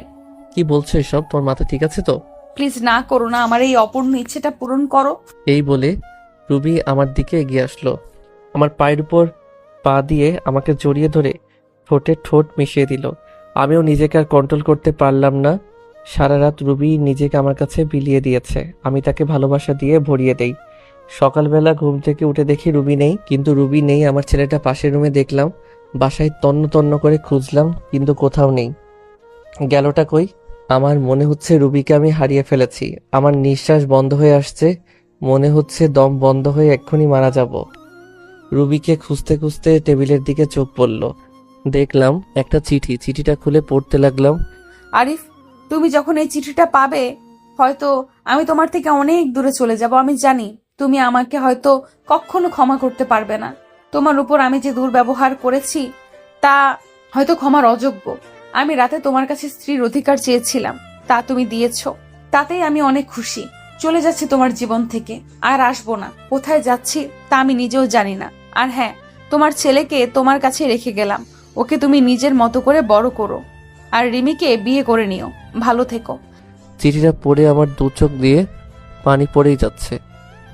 মনে হচ্ছে আমার ভিতর থেকে কেউ কলিজা টেনে বের করে নিচ্ছে। আর দেরি না করে বেরিয়ে পড়লাম। যাওয়ার সময় দেখি খালা খালু চলে এসেছে। আমার দিকে তাকিয়ে বলল, কি হয়েছে? আমি শুধু বললাম, রোহানকে দেখে রেখো বলে বেরিয়ে গেলাম রাস্তায়। গোটা রাস্তা পাগলের মতো এপাশ ওপাশ খুঁজতে লাগলাম। প্রায় অনেক জায়গায় খোঁজা শেষ, এবার আশা ছেড়েই দিয়েছি। হাঁপিয়ে রাস্তায় বসে পড়লাম। কিছু সময় নিচে বসে থাকার পর সামনে চোখে পড়ল বাস স্টেশনের বেঞ্চের মেয়েটির দিকে। কি রুবির মতো? আমি ভুল দেখছি না তো? চোখ ডলে দেখলাম না, সত্যি রুবি বসে আছে, নিচের দিকে তাকিয়ে কান্না করছে। বাস এত সকালে ছাড়ে নাই, তাই মনে হয় বাসের অপেক্ষায় বসে আছে। আমি আর দেরি না করে দৌড়ে চলে গেলাম রুবির কাছে। গিয়ে বললাম, রুবি। আমার দিকে চেয়ে আবার মাথা নিচু করে আছে। রুবি, তুমি এইভাবে চলে আসলে কেন? কি হলো, কথা কানে যাচ্ছে না? বলো। মাথাটা খারাপ হয়ে গেল। বেঞ্চের থেকে টেনে দাঁড় করিয়ে দিলাম এক থাপ্পড়। গালে হাত, আমার দিকে চলাচল চোখে তাকিয়ে কেঁদেই যাচ্ছে। আমার আর তার কান্না সহ্য হলো না, টান দিয়ে বুকের সাথে মিশিয়ে নিলাম। কি ভেবেছ নিজেকে? যখন তখন আমাকে কষ্ট না দিয়ে তোমার ভালো লাগে না, তাই না? জানো না আমি তোমাকে কতটা ভালোবাসি? আর কি বললে, আমি রিমিকে বিয়ে করে নিব, তাই না? যদি রিমিকে বিয়ে করতাম তাহলে 5 বছর আগেই করতাম। আমার হৃদয় শুধু তুমি আছো, যে জায়গা আমি কাউকে দিতে পারবো না। শুধুমাত্র সামান্য ভুল বোঝার কারণে আজ আমাদের এই পরিণতি, সম্পর্ক ভাঙনের পথে। কিন্তু রুবি, একবারের জন্যই কি আমাকে বিশ্বাস করতে পারোনি সেদিন? নাকি তোমার ব্যর্থতা? রুবি ফুপিয়ে ফুপিয়ে কাঁদছে। আমাকে ক্ষমা করে দাও আরিফ। তুমি ক্ষমা না করলে আল্লাহ আমার উপর নারাজ হবে। আমি নিজের স্বামীকে অনেক কষ্ট দিয়েছি। আমি চোখের জল মুছে দিয়ে বললাম, পাগলি, এতে ক্ষমা চাওয়ার কি আছে? তোমার আরিফ তোমার উপর কোনো রাগ করে নেই, তোমার উপর অসন্তুষ্ট হয়নি। কথা দাও, এইভাবেই ভালোবেসে যাবে তো সারা জীবন? এইভাবেই ভালোবেসে যাব। তারপর দুজনে বাসায় চলে আসলাম। এরপর খালাখালুর সাথে কথা বলতে বলতে রাতের খাবার খেয়ে নিলাম। আজ খালাখালু অনেক খুশি আমাদের মিল হওয়া দেখে। খাবার শেষে রুমে আসলাম। অপেক্ষা করছি রুবি আসার জন্য। কিছু সময় পর রুবি রুমে আসতে তাকে জড়িয়ে ধরলাম। কি করছো? কি ছাড়ো বলছি। আজ তো আর ছাড়ছি না। কাল তুমি স্ত্রীর অধিকার বুঝিয়ে দিয়েছো, আজ আমি স্বামীর অধিকার বুঝিয়ে নিব। রুবিকে কোলে তুলে নিয়ে খাটে ফেলে দিলাম। তারপর জড়িয়ে ধরে ঠোঁটের সাথে ঠোঁট মিশিয়ে দিলাম। এমন সময় দরজা খোলা থাকায় আমার ছেলে ঘরে চলে আসলো। তোমরা কি করতো?